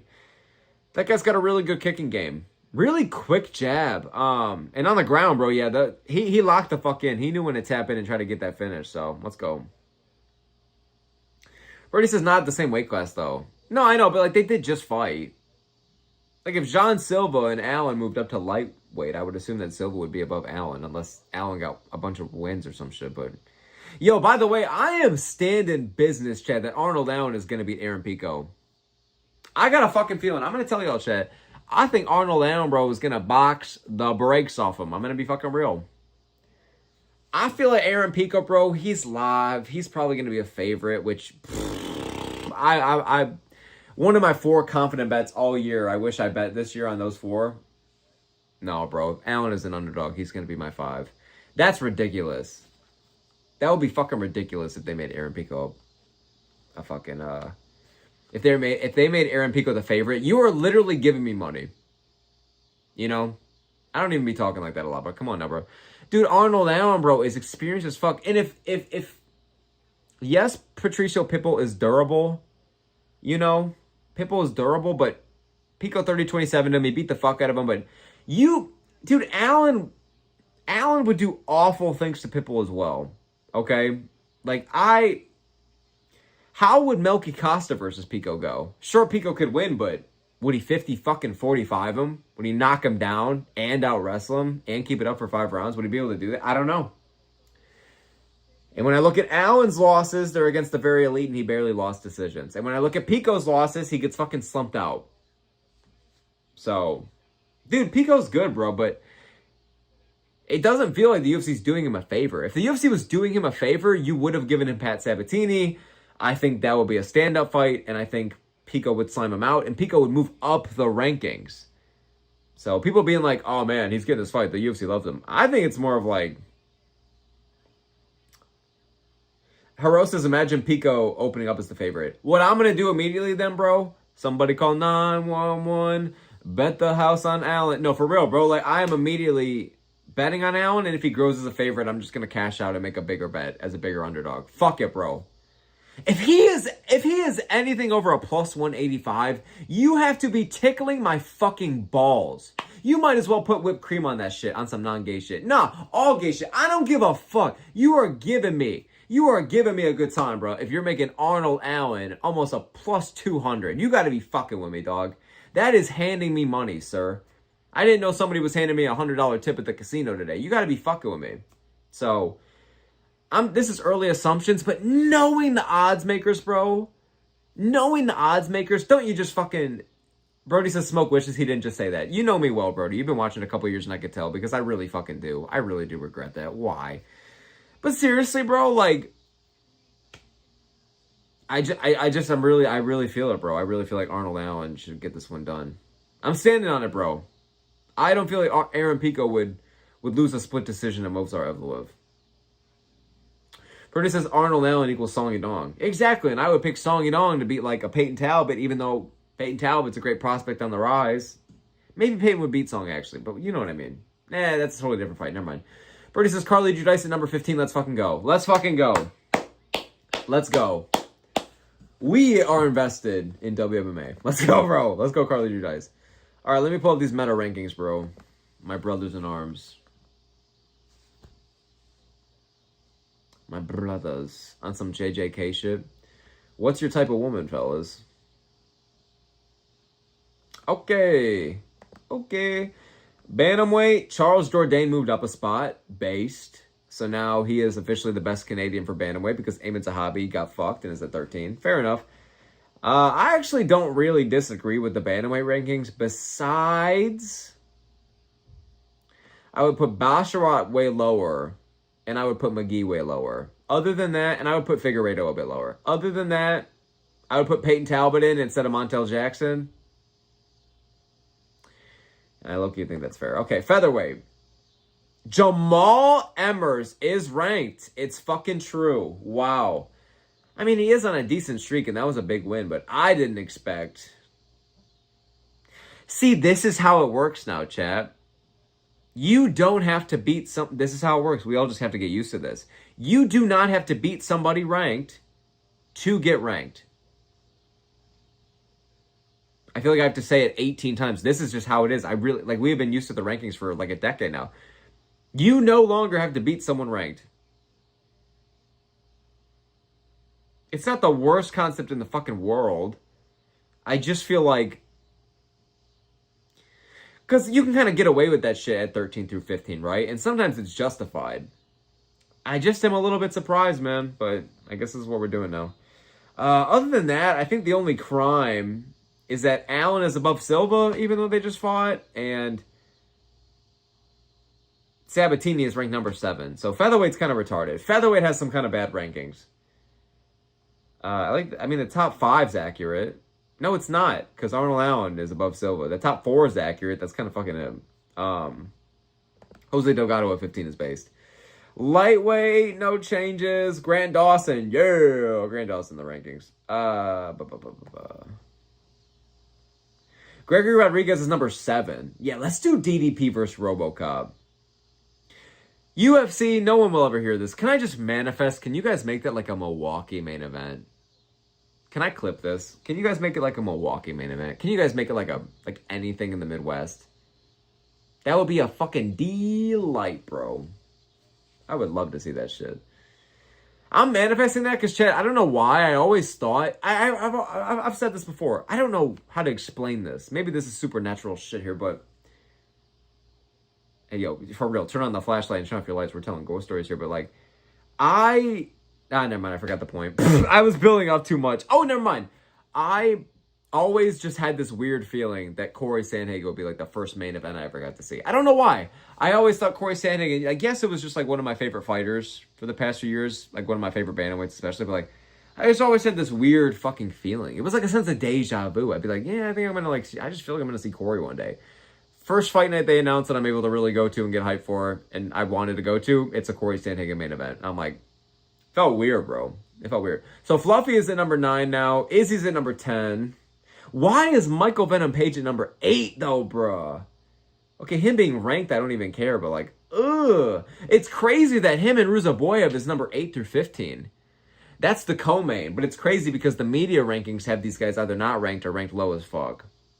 So meta really changed up. So now we have a co-main of 8 through 15, which isn't even bad, but... Light heavyweights, RDR at 9. We already talked about this the other day. I disagree with it. I don't like it. Who the fuck is Mohammed Saidov? Who is he? Why is he ranked number 15 at light heavyweight? Why do I not know who he is? But I also really feel like I've heard of him. Mohammed Saidov. Who the fuck is that guy? Because, okay, bro, me not knowing a couple crafty prospects, that's fair. But me not knowing, okay, I got another ranked. He's the guy that beat Jacoby. Oh, he knocked out Jacoby, and they just put him right there? Dude, holy shit. Brody says looked very good against Jacoby. He did look very good against Jacoby, but He did look very good against Jacoby, bro. I mean, dang, man. Dang, dang, dang. Okay, I'm reading the chat now. Brody says Arnold Allen looks or equals Song Yadong. He kind of is that role, right? Brody says the featherweight rankings are ass. Yeah, bro.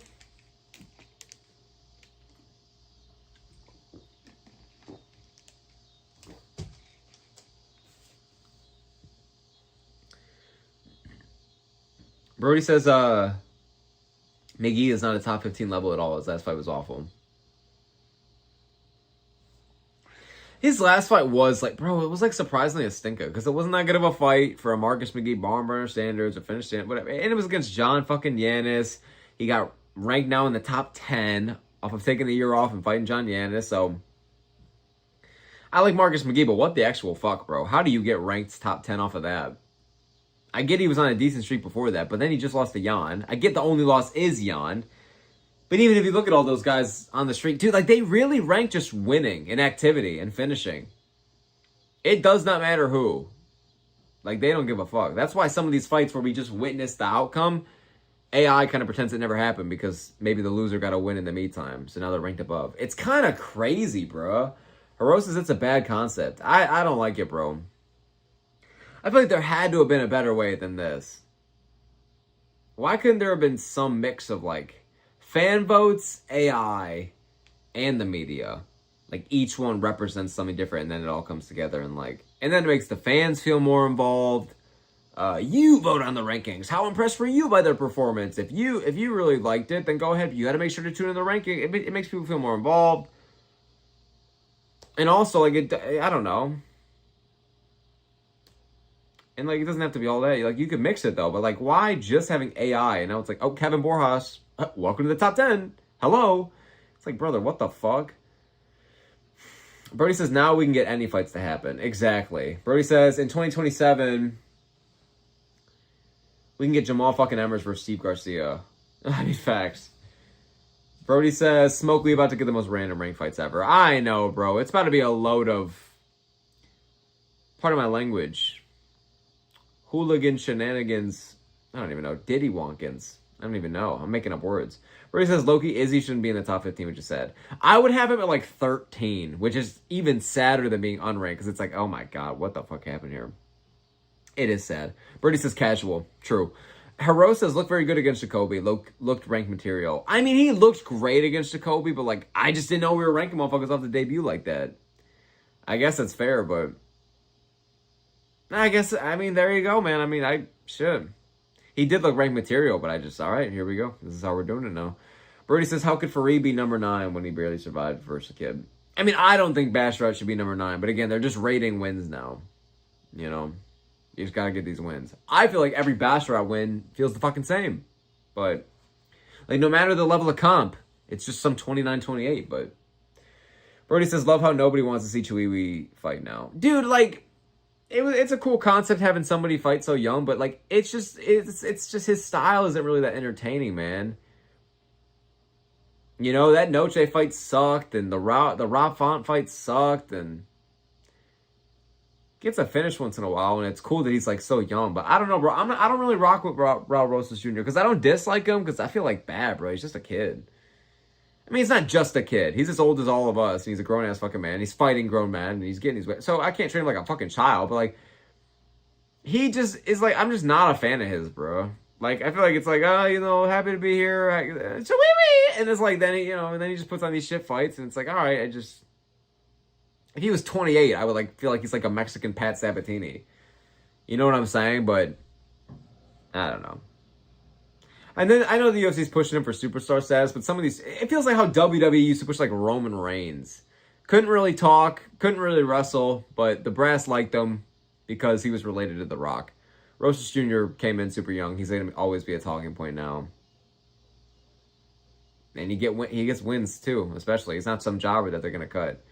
All right, I got to lock into this fight here, but Harosa's weird rooting for Barcelos. Barcelos and Nathaniel Wood being in the top 10 was a nice addition, to be fair, but not to be hypocritical, they didn't really beat... Well, Barcelos had ranked wins, but not the other, to be fair. All right, here we go then, boys. 4th fight of the night. We only got 2 left. This card's flying by. Takedown immediately from Piazzone? He sounds like the Argentinian guy's name. Peruzio or whatever the fuck. Damn, bro. This guy, Uriel. Got him silly with the gilly right away. Okay, this is how we're starting the fight, boys. Sorry, dude. I'm zoning out because I'm low-key hungry as fuck. For some reason, just looking at two big fat fucks makes me hungry as fuck, dude. I gotta eat, bro.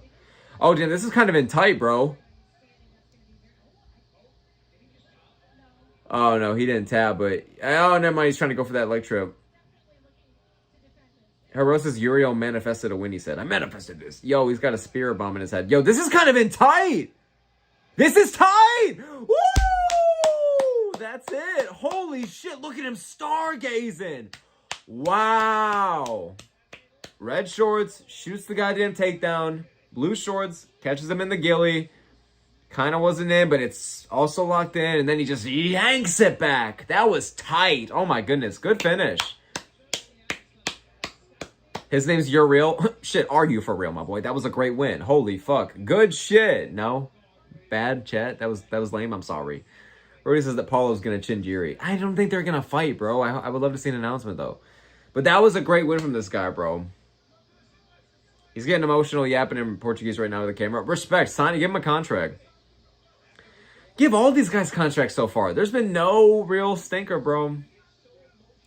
Vignac, what? And all these, a couple other y'all. This is your first time watching Contenders, really, right? This is what I'm quickly realizing, bro. This shit is lit, dude. This is fucking crazy. Brody says Yuri is still overrated as a game moves. Touche, bro. Hero says it's Dana White privilege because he has IG followers. Nothing personal towards him. It's just annoying. Yeah, bro, because it's just they like talking about him because how young he was and just the Chihuahua shtick. And they want to tap into that Mexican market. You know they do. That's why they tolerate Yair fucking Rodriguez. If Yair Rodriguez was a Dagestani, he would have been cut yesterday. To be fair, his style is super exciting, but... Oh my god, look at Laura Senko losing her shit, bro. That's fair. Dude, this pink suit is nice.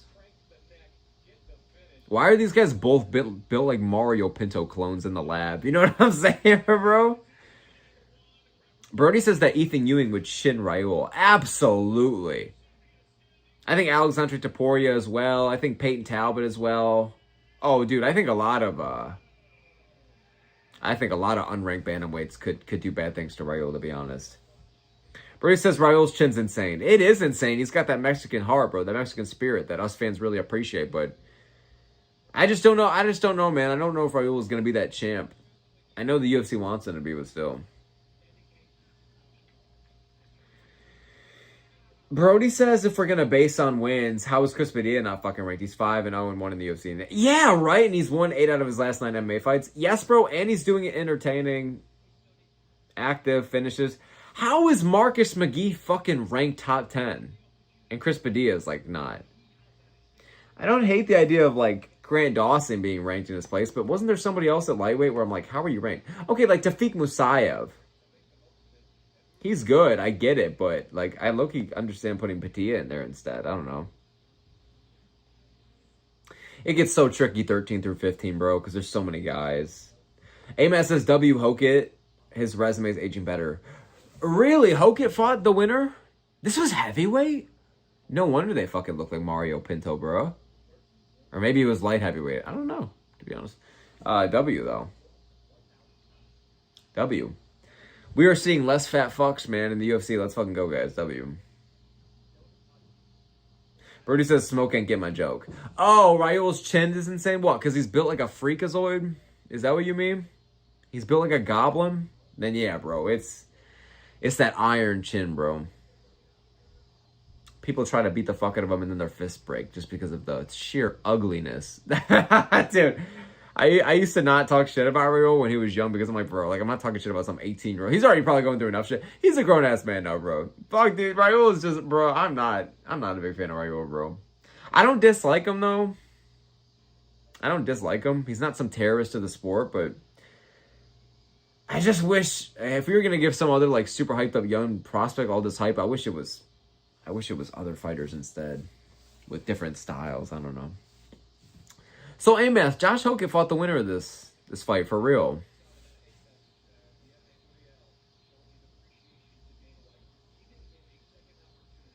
Oh, this was his second chance on Contenders for real? Oh, did Hokett beat him? Is this the guy that Hokett beat on Contenders before?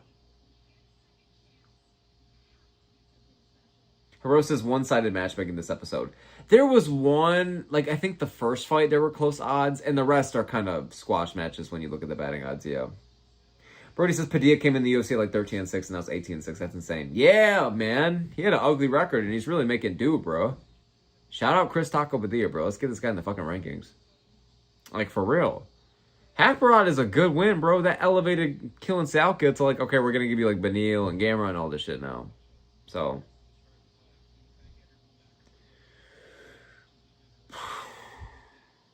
Wait, now I have to look. Did Josh Hokett fight this guy?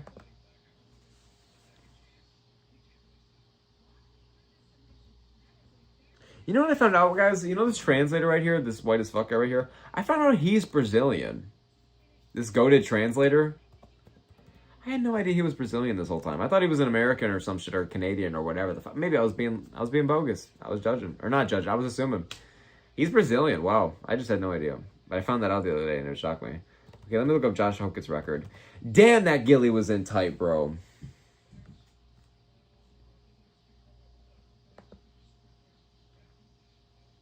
I can't believe Josh Hokett just started fighting the UFC this year. Guilherme, you're real. He did. Wow, he not. Oh, wow.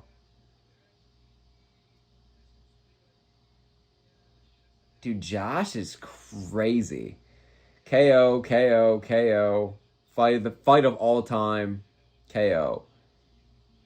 And then people question why I love this guy as a fighter, bro. Holy shit. Andy talks. Dude, I just saw that skit where he's like talking to himself. I love this shit, brother. Damn, so he finished Guilherme. And now Guilherme's in the UFC. W, yeah, that does help his resume. Let's fucking go. Dang, not even a strike thrown is crazy. Not even a strike thrown. Roberto says, how did the Mario fight go, bro? Hey, shit. Mario Pinto beat Mario Pinto. The Brazilian dude that lost to Josh Hokett last year won. So the red shorts guy... Okay, Roberto says, which round? So the red shorts guy opens the fight with a takedown really fucking early, right? Blue shorts catches him in a guillotine. It's kind of in tight. We don't really know how deep. And then he's really holding it there. I think red shorts tries to trip him. Doesn't get it. And then blue shorts cranks it back even further. We start to freak out because we realize how tight it is. 20 to 25 seconds gone by. It couldn't have been more than that, and then the guy taps. So, no strikes were thrown. Round 1 submission for Guilherme. Give him a contract. Give all these fuckers contracts, bro. Tonight is sick.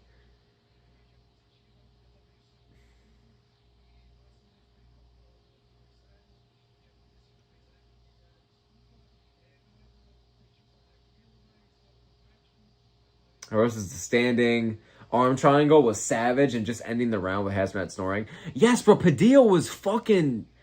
Bro, it made him look like he did tremendously awful things to his loved ones. And Padilla had to, like, get him payback in that third round. You feel me? On some, like, Berserk shit. Guts from Berserk. If you know ball, you know ball.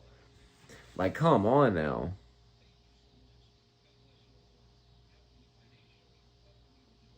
Birdie says, remember when Dante Mays was ranked. Ew. Ugh, dude, I might have to go aggressively vomit in the toilet. Are you fucking serious? I forgot that fat fuck was ranked. Bro, I'm not trying to talk all that shit, but... Bro, what? I forgot he was ranked. That's crazy. He's built like Brodus Clay, bro. Where's the Funkasaurus? Hirosas was Mays ranked. It's so crazy. Birdie says, I call Batista becoming a top guy. The Animal. The Batista Bomb. He will finish his story. Cody Rhodes 2.0. Hey, that Sandhagen win, I have to rate really high, to be honest. I have to rate really, really, really fucking high. All right, chat, before the main event starts, I'm going to mute the TV so I don't get copyrighted. I'm going to go take a piss and say hi to my girl because we're going to go step out after I end the stream. So I'm just going to make sure the plans are okay and shit. I got to piss anyway, so I'll be right back. Hirosas manhandled him. Yeah, bro, he manhandled the fuck out of him. Hirosas, bro, this guy got the weirdest win. It was weird indeed, bro. Oh, Bellamir is a D3. I can always appreciate a good D3, bro. North Central? She's from North fucking Central? In Illinois, she's from North Central. No, fuck. Dude, North Central are ops, bruh. Illinois lore. Are you Bella fucking Muir, the daughter of Frank Muir, just so happens to be fighting, and I know the college she's from. I have friends that went to North Central. Are you fucking serious? Fuck North Central. Dude, I gotta root against Bella Muir. They're ops, bro. If you're from North Central, hey, thanks for watching the channel. Fuck out it. Now play, bro. I take everybody in this motherfucking channel, bro. But holy shit. What a weird crossover of events in my life. There's a North Central chick in the main event. What the fuck? I know people that went to... That's crazy. She's young, too. So, did she go to... Stop. Let me look something up. I might have went to school at the same time as Bella Muir. We might have not have gone to school too far apart from each other. When did Bella Muir graduate North Central College? And then I gotta go piss. But this is blowing my mind. She hasn't graduated yet? She's still in school. Oh, wow. So I'm an uncompared to her. How old is this chick? What the fuck? Brody says, uh-oh, smoking to hate females again. No. Honestly, like, I'll root for her because shout out North Central. I guess I know them. I guess it's us versus them type of shit, but bro. All right, I'm gonna go piss real quick. That is the craziest thing ever to me.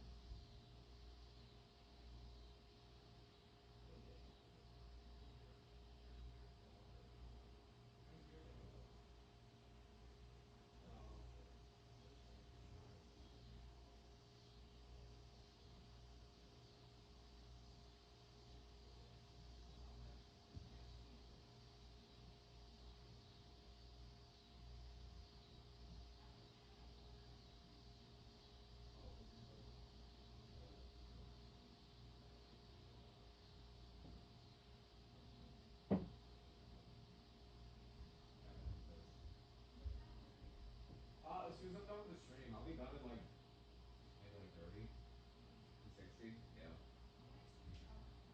Yeah, that's fine, bro.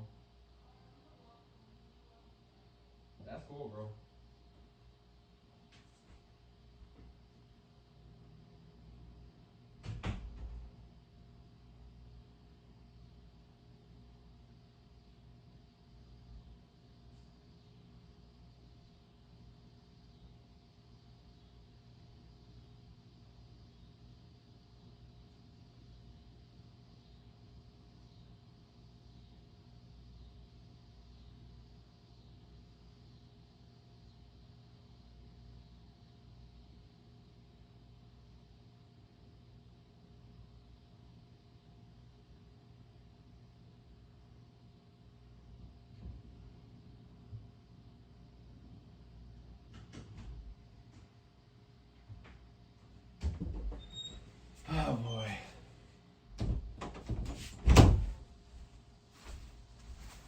Dude, Brody says Bellamere is 23. Just looked it up. Yeah, dude, she is literally... Dude, she is right... She was born, like, around the same time as, like... Not, like, around the same time, but, like, close to my... She's, like, my girl's age, bro. She's still at North Central, by the way.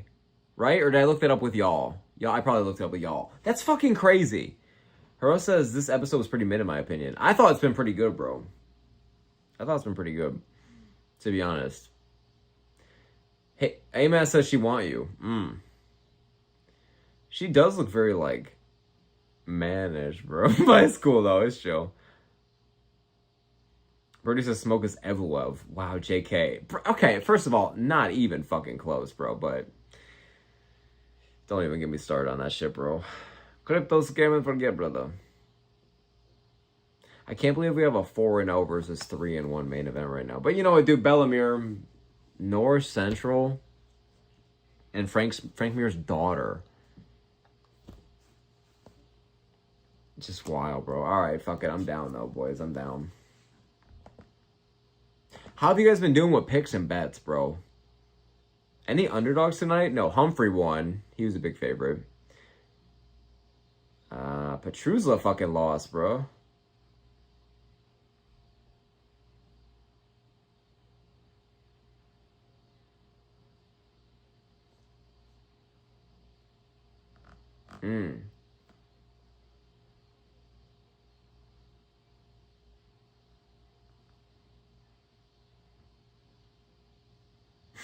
W, bro. Fucking W, bro. For instance, look at the fun fact I put.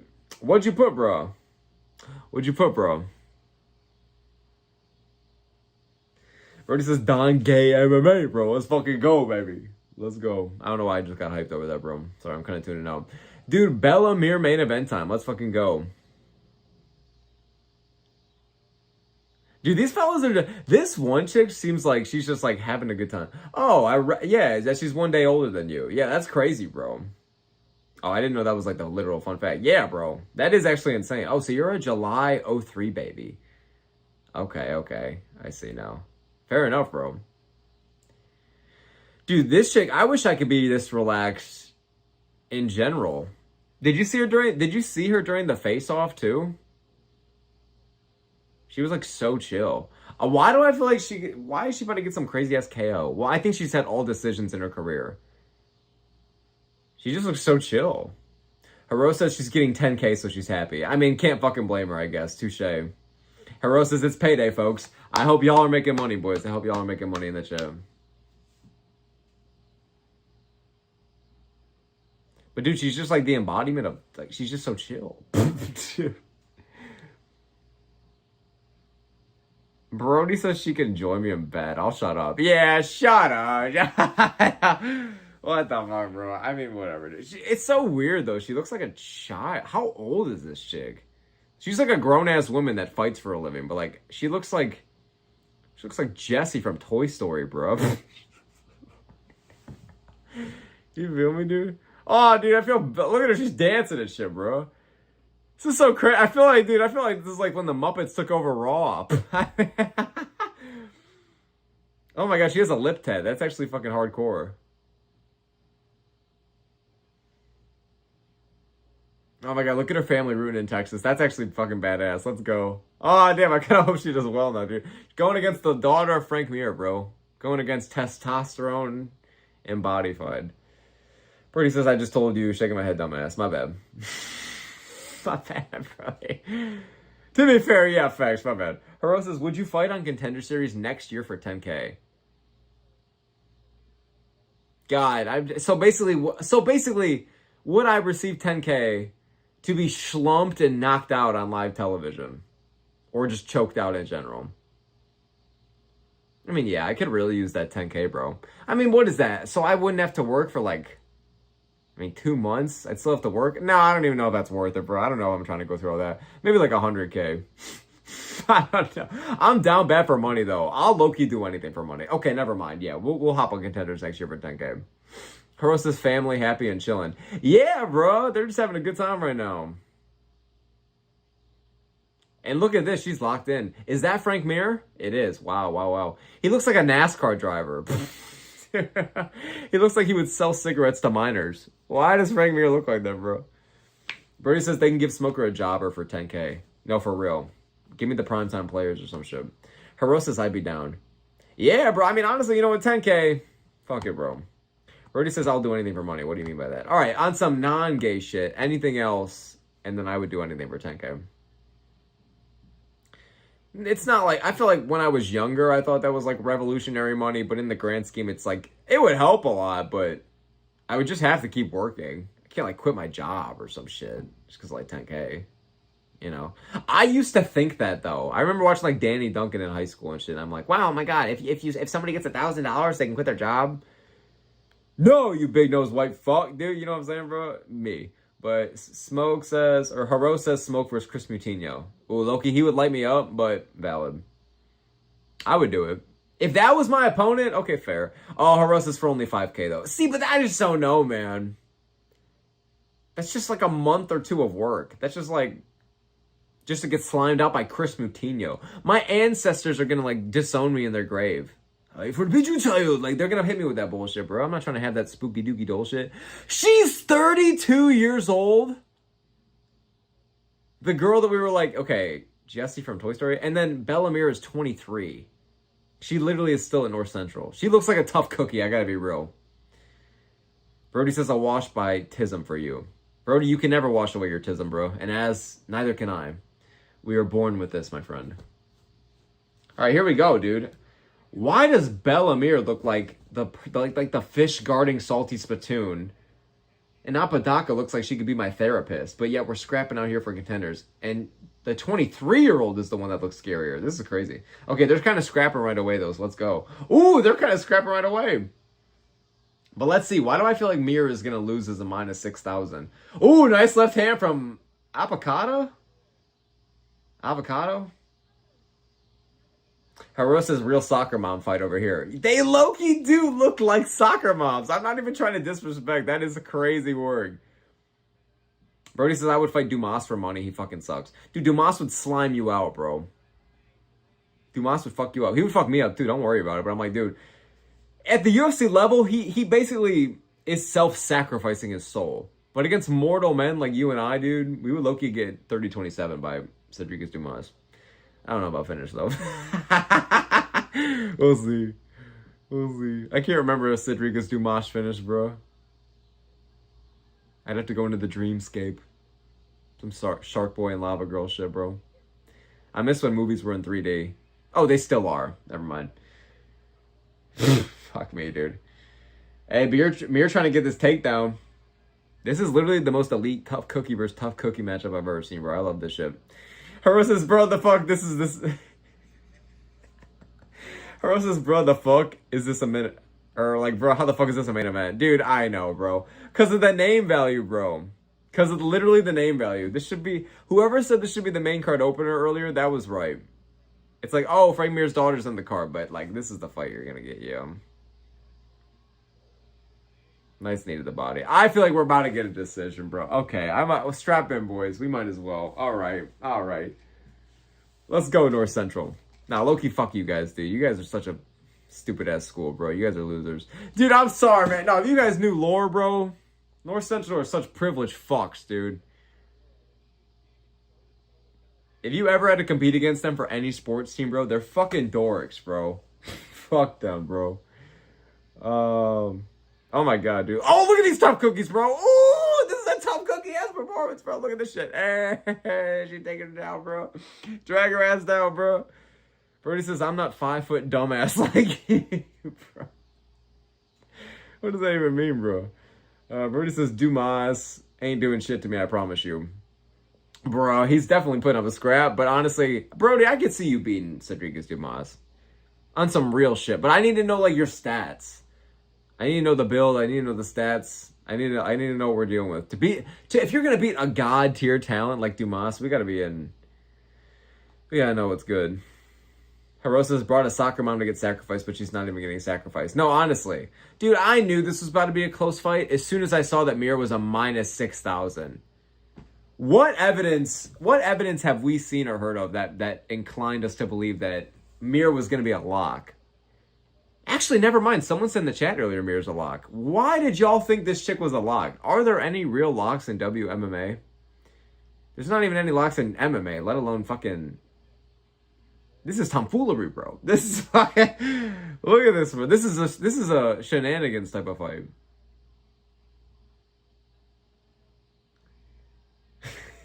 Hero says, Chris Barnett versus Hamdi, bro. Vibes, this is premium slop. No, for real, bro. Dude, I miss that fucker, bro, just for the plot. Hamdi Abdel Wahab, bro. He sounds like a snack. Not even on some weird shit. Like, he literally just sounds like a meal I would have at a foreign-ass restaurant. Yo, can I get an order of that Hamdi Abdel Wahab? They think I'm like a cultured white boy for just saying it. You know what I'm saying, dude?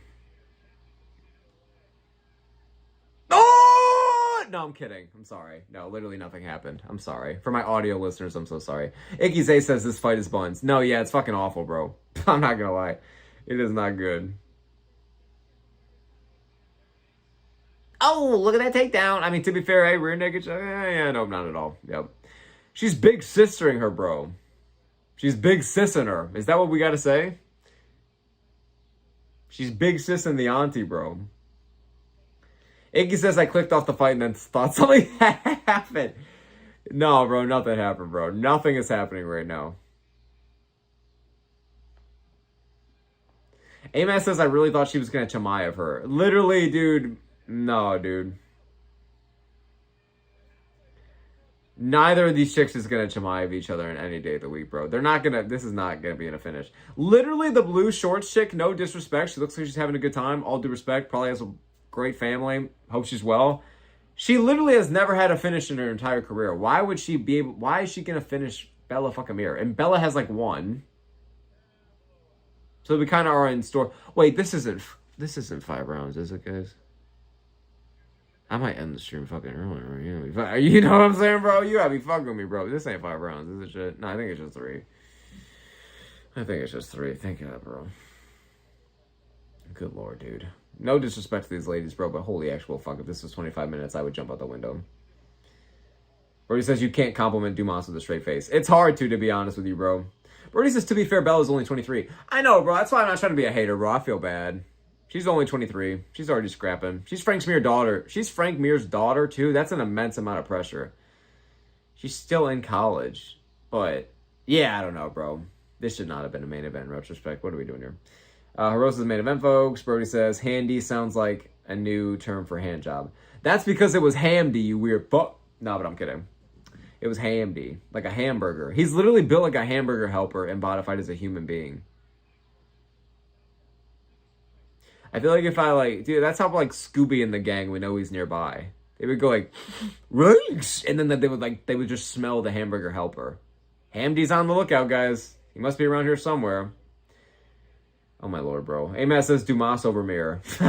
Dude, I would low-key take a Rodriguez Dumas, like, redemption arc main event for a Contender Series over this one. I'd be down. That'd be kind of sick.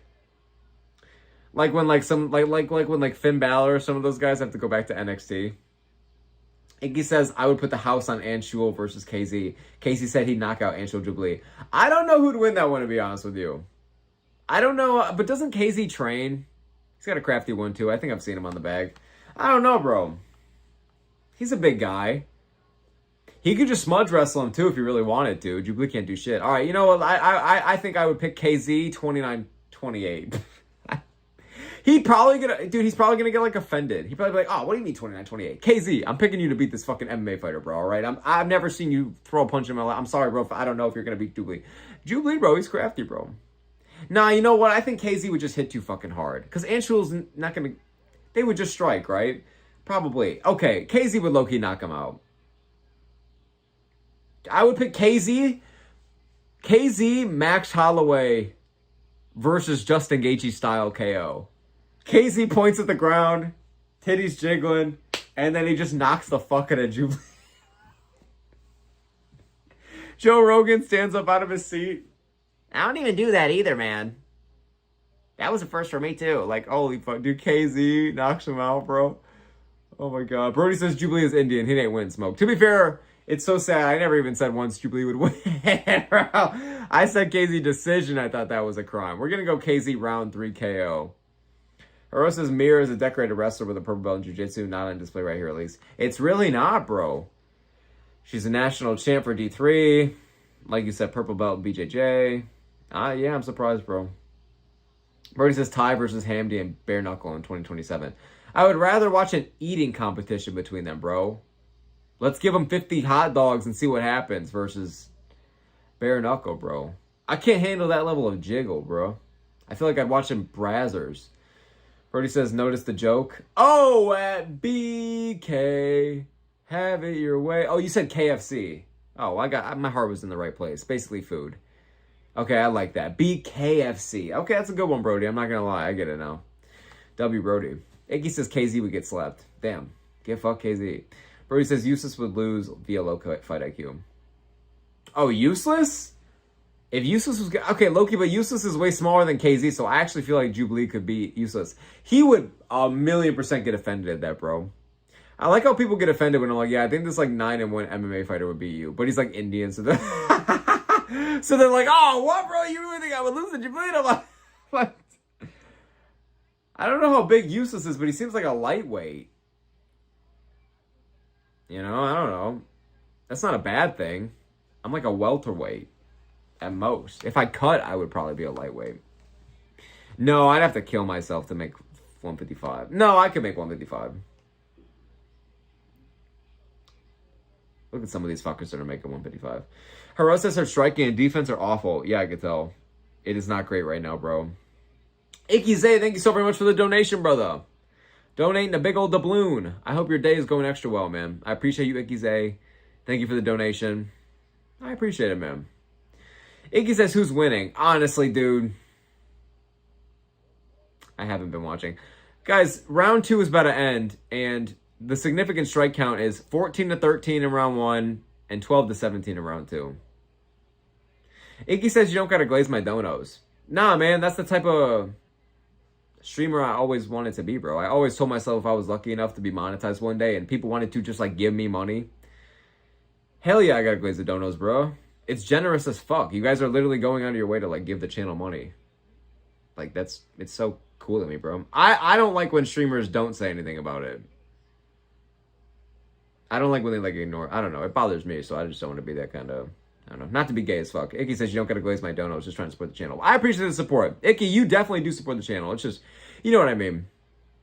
Hopefully one day, even if the stream is busting here, I'll always do that, bro.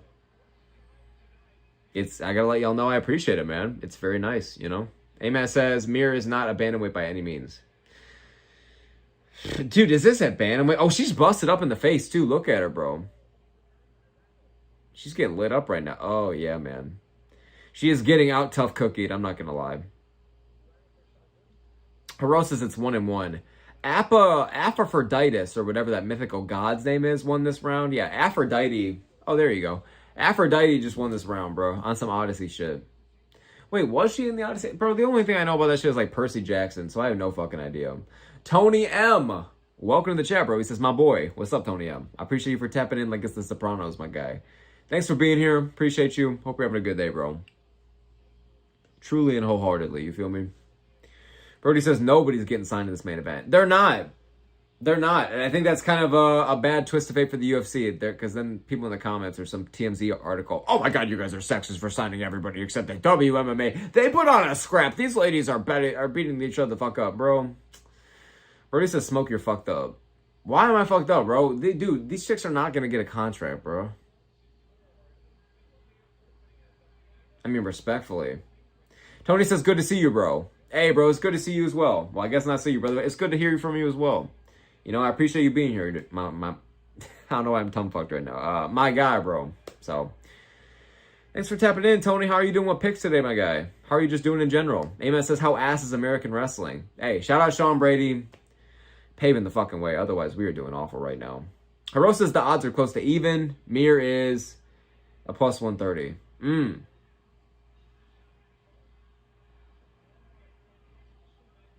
Bernie says, you insulted the poor blonde girl. Oh, fuck. What did I say about the blonde chick? What did I say about the motherfucker? Yeah, dude, Mir being a plus 130 makes sense. I feel like she's down.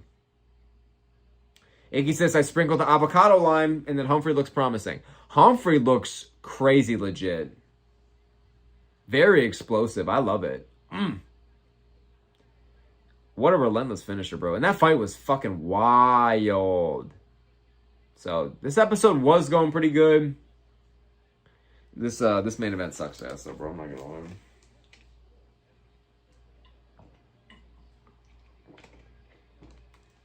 Honestly, to be fair, not only, like, thank God is this not a 5-rounder, it would also be kind of bogus to have a 5-rounder in Contender Series. Like, that's such a... They're just trying to earn their fucking contract, for fuck's sake. Let alone, like, imagine, like, planning for 5 rounds. Iggy says, you think Mir's gonna lose? I think so. We might be getting close to it be a robbery if she does win, to be honest. Because I think she's losing 2 out of 3 from how. If this 3rd round is going the way that whatever the fuck is happening right now is going, soft brazzers, then I don't know. I think Mir's about to lose 2-1 or 1-2. Iggy says Humphrey looks promising.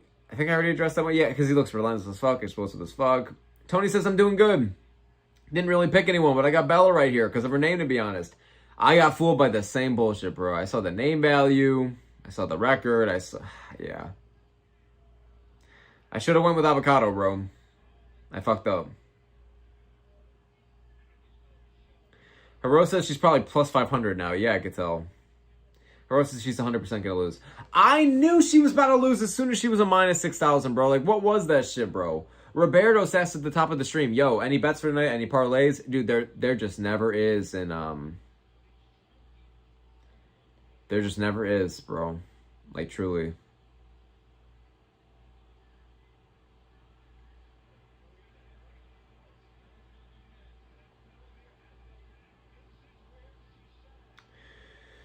A-Man says trailer trash. Dakota Dekevich about to get a win? That's crazy. That's crazy work, but low-key. I feel bad. She seems like a nice lady. Like, she seems like wholesome. That's why I feel bad talking shit. Oh, look at Bellamere busted the fuck up. I do feel bad in a way that neither of them is going to get signed because they are kind of like scrapping, but they're also like, it's just, you know, guys. It's Contender Series, man.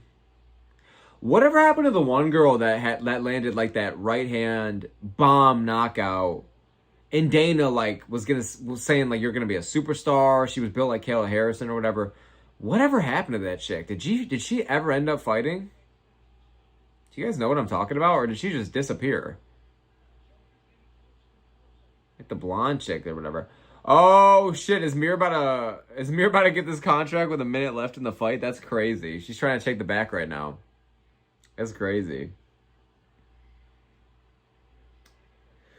Hero says some biased robbery because the name would be the only thing. That's what I think so too, right? Look at the way this 3rd round's ending. I could totally see some like 30-27 or 29-28 split bullshit her way.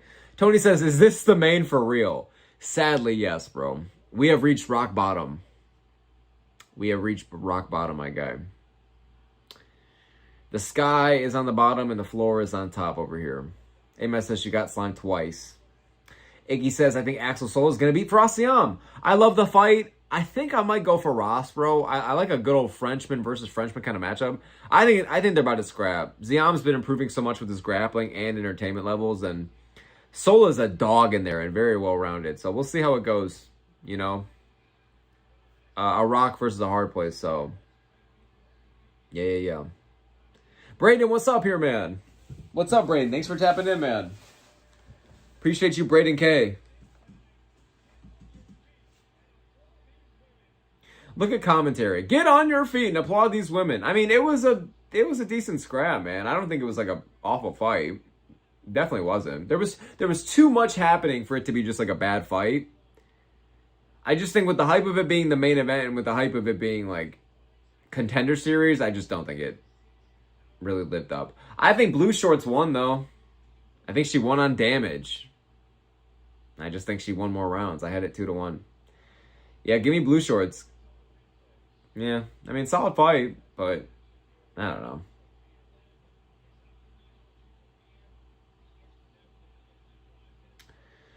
Braden says, how did Bellamere and Clancy Jr. looked? Clancy Jr. looked great. He's very fucking fast. Nice jab. Good kicking game. And eventually in the second round, he kind of was just on top for a while, and then he wasn't doing too much. And then he just instantly locked in and started beating the fuck out of him. And he got nasty ground and pound. Like, he changed his face. In a matter of, like, 15 seconds, it was a completely different energy. He went from, like, okay, I'm on top, to all of a sudden, oh my god, I'd literally rather die than get to the fucking third round. So, nasty ground and pound TKO, bro. So, what was your other one? Bellamere. Bellamere kind of looked wonky. They're about to, here's the scorecards. I don't think Bellamere should have won, but I feel like they're about to give it to her. They're going to give it to Bellamere, bro.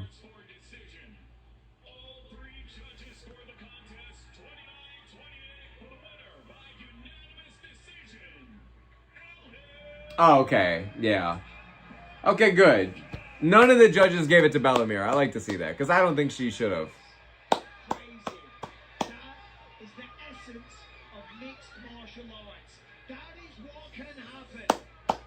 I mean, pretty good upset, but, like, again, anybody... I'm going to be real, dude. Anybody that actually thought that... Bro, guys, this being... I have to mute him because he's going off right now. That's the biggest upset of all time. Anybody that fucking had Mir as a minus 6,000. What... Like, why? It's a 4-0 23-year-old against a 3-1 decision merchant.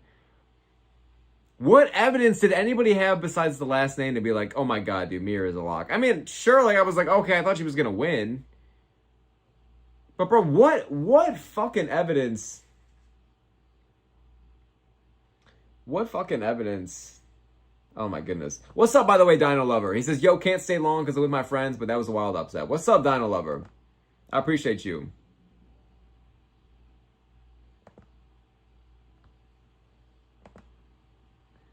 Also, Dino, I'm going to randomly make you a mod real quick. I think I'm going to make a couple of mods. If anyone has interest in being a mod, let me know. Dino, I just made you a mod real quick, bro. Appreciate you for tapping in. Appreciate all you guys for tapping in, as usual. I appreciate all y'all, but yeah. I decided the other day, I'm like, yeah, I probably should have. I read the chats a little slow, so I probably should have a couple in here in case some fuckhead pops up. My only problem is spam. Otherwise, everything's okay. Yeah, dude, Bellamere, though, bro, minus 6,000 is just retarded. I just don't understand. Like, it's just... I mean, the fight was, like, competitive again. I'm not going to shit on it. They were scrapping to too much of a degree... to too much of a degree for me to be like, both cans, fucking both. But at the same time, bro, like, just not Contender Series hype, and it was a decision, and just, I don't know. Big upset, though, for sure. I'm not trying to take away from it, but, like, why were y'all hyping up the Mirror Girl so much in the first place? I don't know. She's so young, dude. She's a good talent, but, like, this is a lot for a 23-year-old still in college. And it's WMA, you know? So it's the nether portal over here.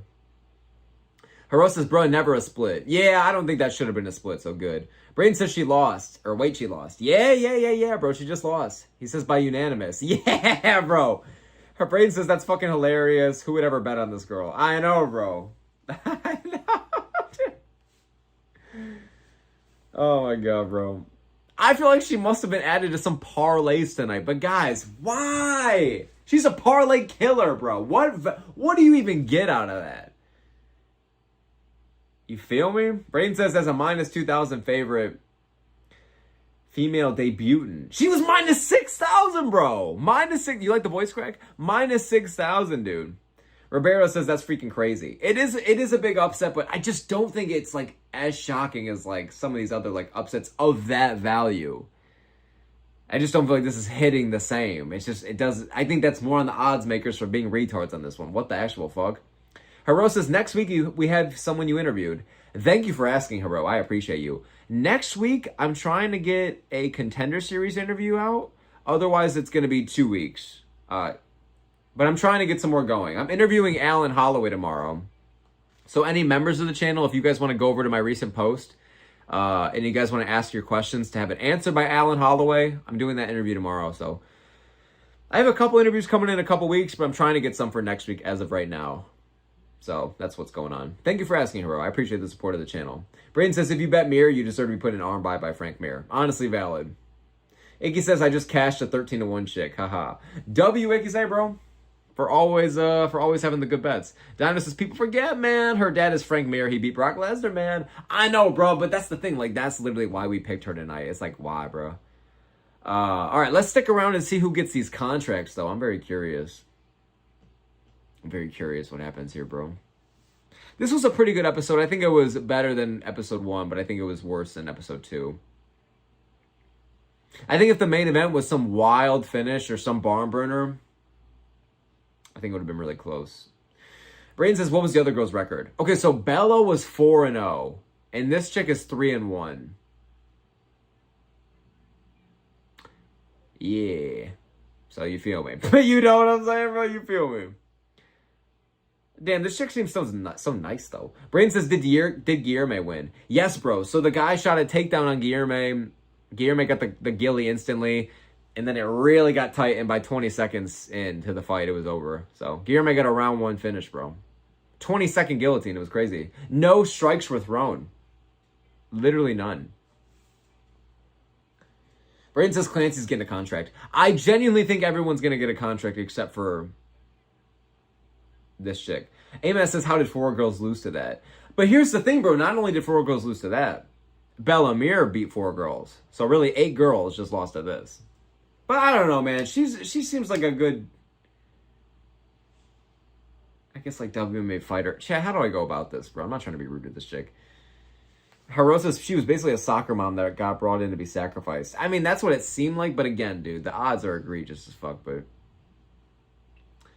happy for the lady. But yeah, I just am not too, I'm not too invested either way, man. You know how I be. Amen says, how did 4 girls lose that? Yeah, I just read that. Yeah, bro. I feel you. But there were some good performances tonight. I would have liked to see more out of the Guilherme fight, but I think he deserves to be signed. I think give it to Clancy as well. Who was Galante? Nick Galante, I think, had the best performance. The wrestler that got like the best knockout of the night, I think that deserves a contract. And then there was the second fight. Humphrey. Humphrey was crazy.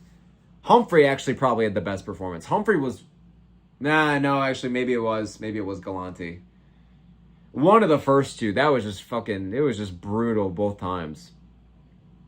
I mean, really, yeah. I know somebody in earlier, I think it was Haro, said, kind of a mid-car, whatever. I think it's been pretty good, but I understand what you're saying. Amen said she was too unfocused on MMA striking especially. She said she wants to do like Olympics and BJJ and wrestling shit. Yeah, she's done UFC BJJ, and that seems more her alley, more her vibe. Oh, dude, I just realized I have off tomorrow. This is how good it feels, bro. I haven't had an off day since I started a week ago, so this is my first one. I'll be lit, dude. But I'm packed, bro. I'm packed with so much shit. Let's see who gets these contracts, man. Amen says MMA should be your focus. Should be your full focus if you're doing it. Yeah, I agree, bro. Especially, I don't know, man. I get wanting to be a jack of all trades, but at the elite level, I feel you got to kind of dedicate to one, especially when you're so young. Tasteful Thickness, what is up, brother? He says, does your girlfriend call you Don Poke MMA? No. Why would she call me that, bro? Because I'm a slow poke up in the head? Maybe. Oh, they do them in the cage now? Oh, they reveal the contracts in the cage now. Oh, I kind of like this. Braden says, hey, you get to chill. Yeah, bro, I'm happy about it, but not really. I have to run 15 to 16 miles tomorrow. I got to get the interview in. I got to record and edit a video. That takes a few hours. And so we're busy tomorrow, but it's good. We're healthy. We're young. We're living life, you know? Yeah, Nick Galante just got signed. Shocker. Dino says, yeah, I'm excited to chill though, bro. Yeah, Ronald was crazy tonight, bro. Shout out to Humphrey. Haro says run 15 miles. Yes, bro. I'm training for a marathon right now. And tomorrow's long run day, so I got to run 15 or 16 miles. It's like 3 fucking hours, dude. Let's go, Humphrey, bro.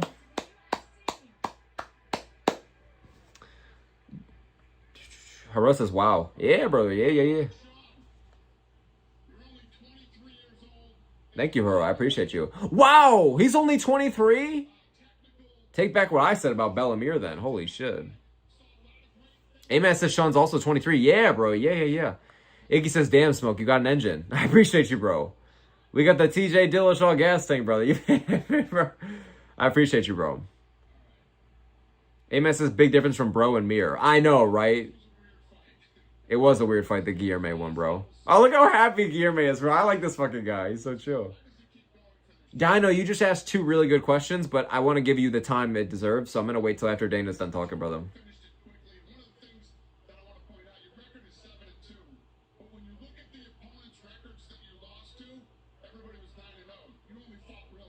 Yeah, crazy. Shout out Guillermo, man. Only losing to the best.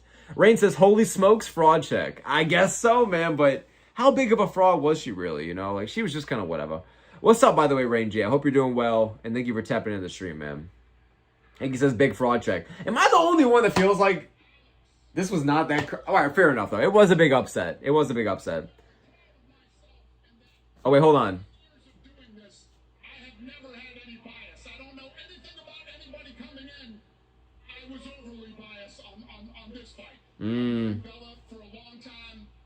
Wow. Wow. Michael Bisping, I got to give it to Bisping, has turned into an incredible analyst in this sport. And Bisping said when you were walking in, she might be a 6,000, to 1 underdog, the biggest underdog in the history of the UFC. Okay? And he said, but you know what experience she has that Bella doesn't? Dude, this chick is probably on cloud 9. I can't even imagine how good this must feel.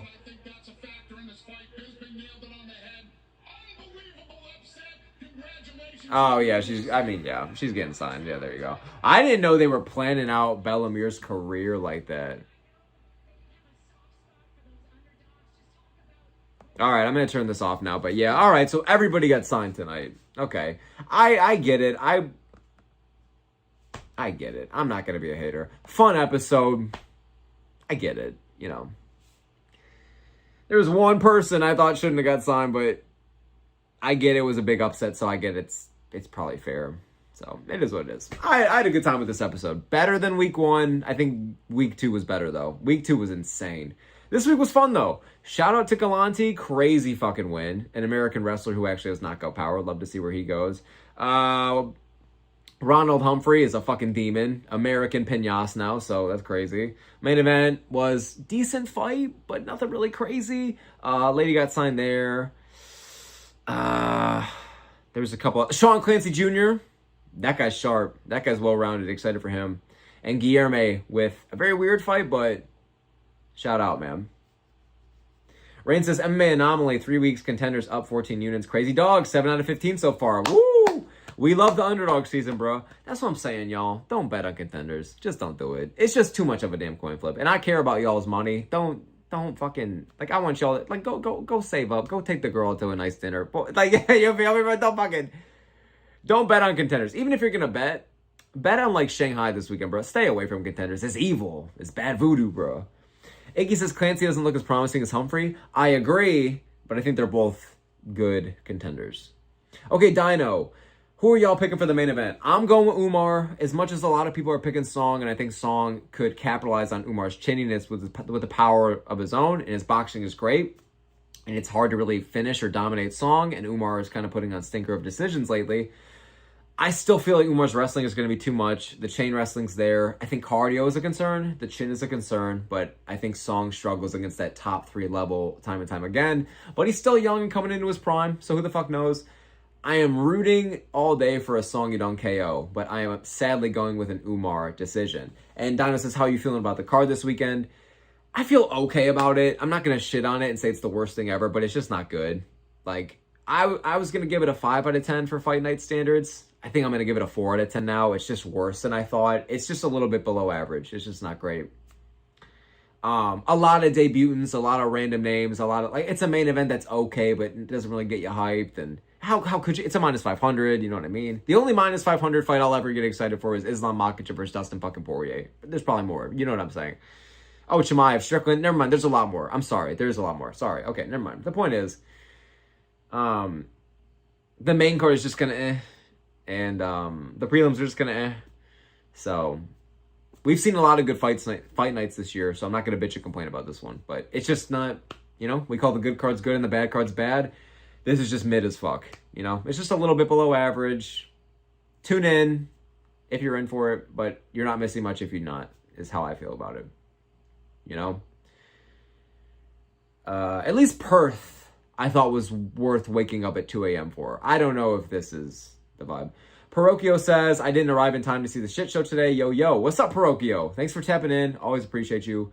Technically, my favorite Brazilian in the chat. I technically don't know if there's any more that watch. So, you know, maybe 1 out of 1, but even if there's 100, Parocchio, shout out, bro. I appreciate you. Iggy says, Umar decision, probably and sadly, but I'm a bet song too. W as fuck. Diamond says, we will be away for Bilal Hassan. For real. For real. Haro says, smoke is too polite. Just say it's ass. See, Haro, though? I'm not even trying to be polite. I appreciate that, though. It's more of like, look at Winnipeg this year. That is an abomination to our eyeballs. Look at Mexico City this year. Look at a couple of the Apex cards, right? As bad as this weekend is, it could always be worse enough to where I gotta be like, you know what? It's like a 4. It's not good. It's way closer to bad, but if we're getting the fights every weekend and we really get 10s out of 10s and then all of a sudden we get a 1 out of 10 a week later, yeah, this is a 4, I feel like, for me. It's not good, but I'm gonna watch anyways. You know, I'm gonna watch anyways. Icky Zay says, when are you gonna go live again? Probably Wednesday, Thursday, or Friday. One of those days. And then for sure Saturday morning as well. So sometime later this week. And then Fight Companion for Shanghai. So 2 more streams this week. And I think, what is it, Tuesday? So yeah, 2 more streams this week. Fuck yeah. Maybe a Sunday one as well. We'll see. And then we have a video coming tomorrow about Shanghai. Doing a little bit of predictions. Just talking about the card. Giving the card rating. All that shit. Yeah. Rain says, I think song 2. Not sure. I hope song, bro. I hope song. We will be pissing sunshine and rainbows. Tony says, yo, they signed Bella. Nah, they didn't sign Bella.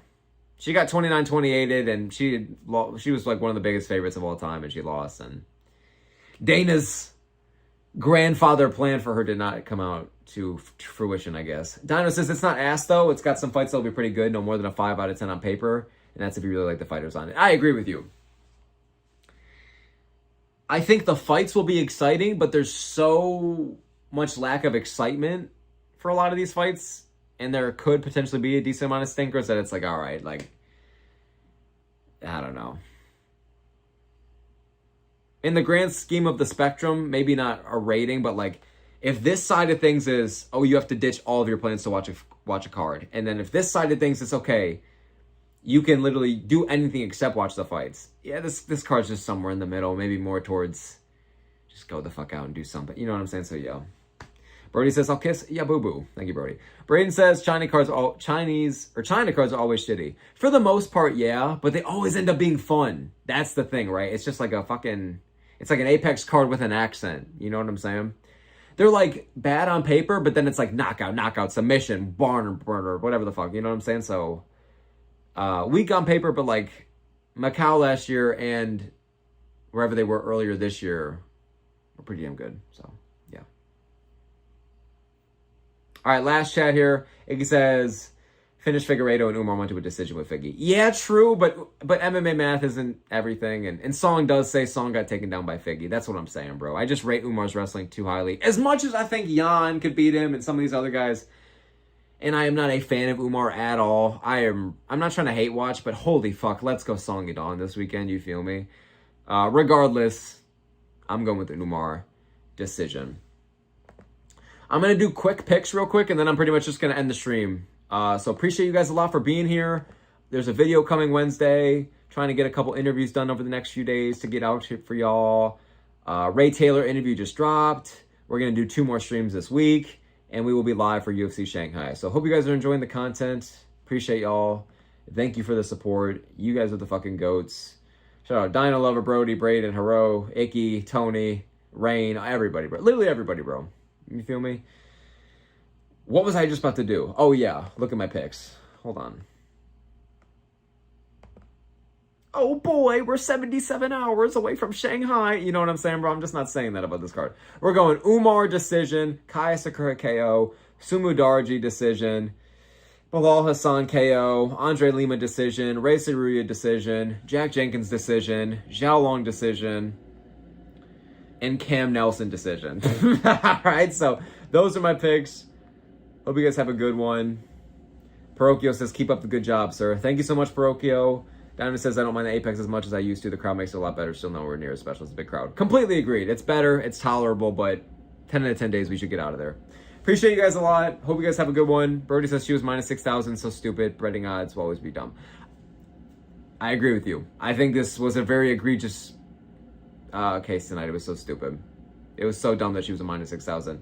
Haro says, peace, Don Poke. I still don't get the reference, but I appreciate you, Haro. Thank you so very much for tapping in. Thank you guys so very much for supporting the content, man. Hope you guys have a good one. Y'all are the best. And see you guys next time. Peace.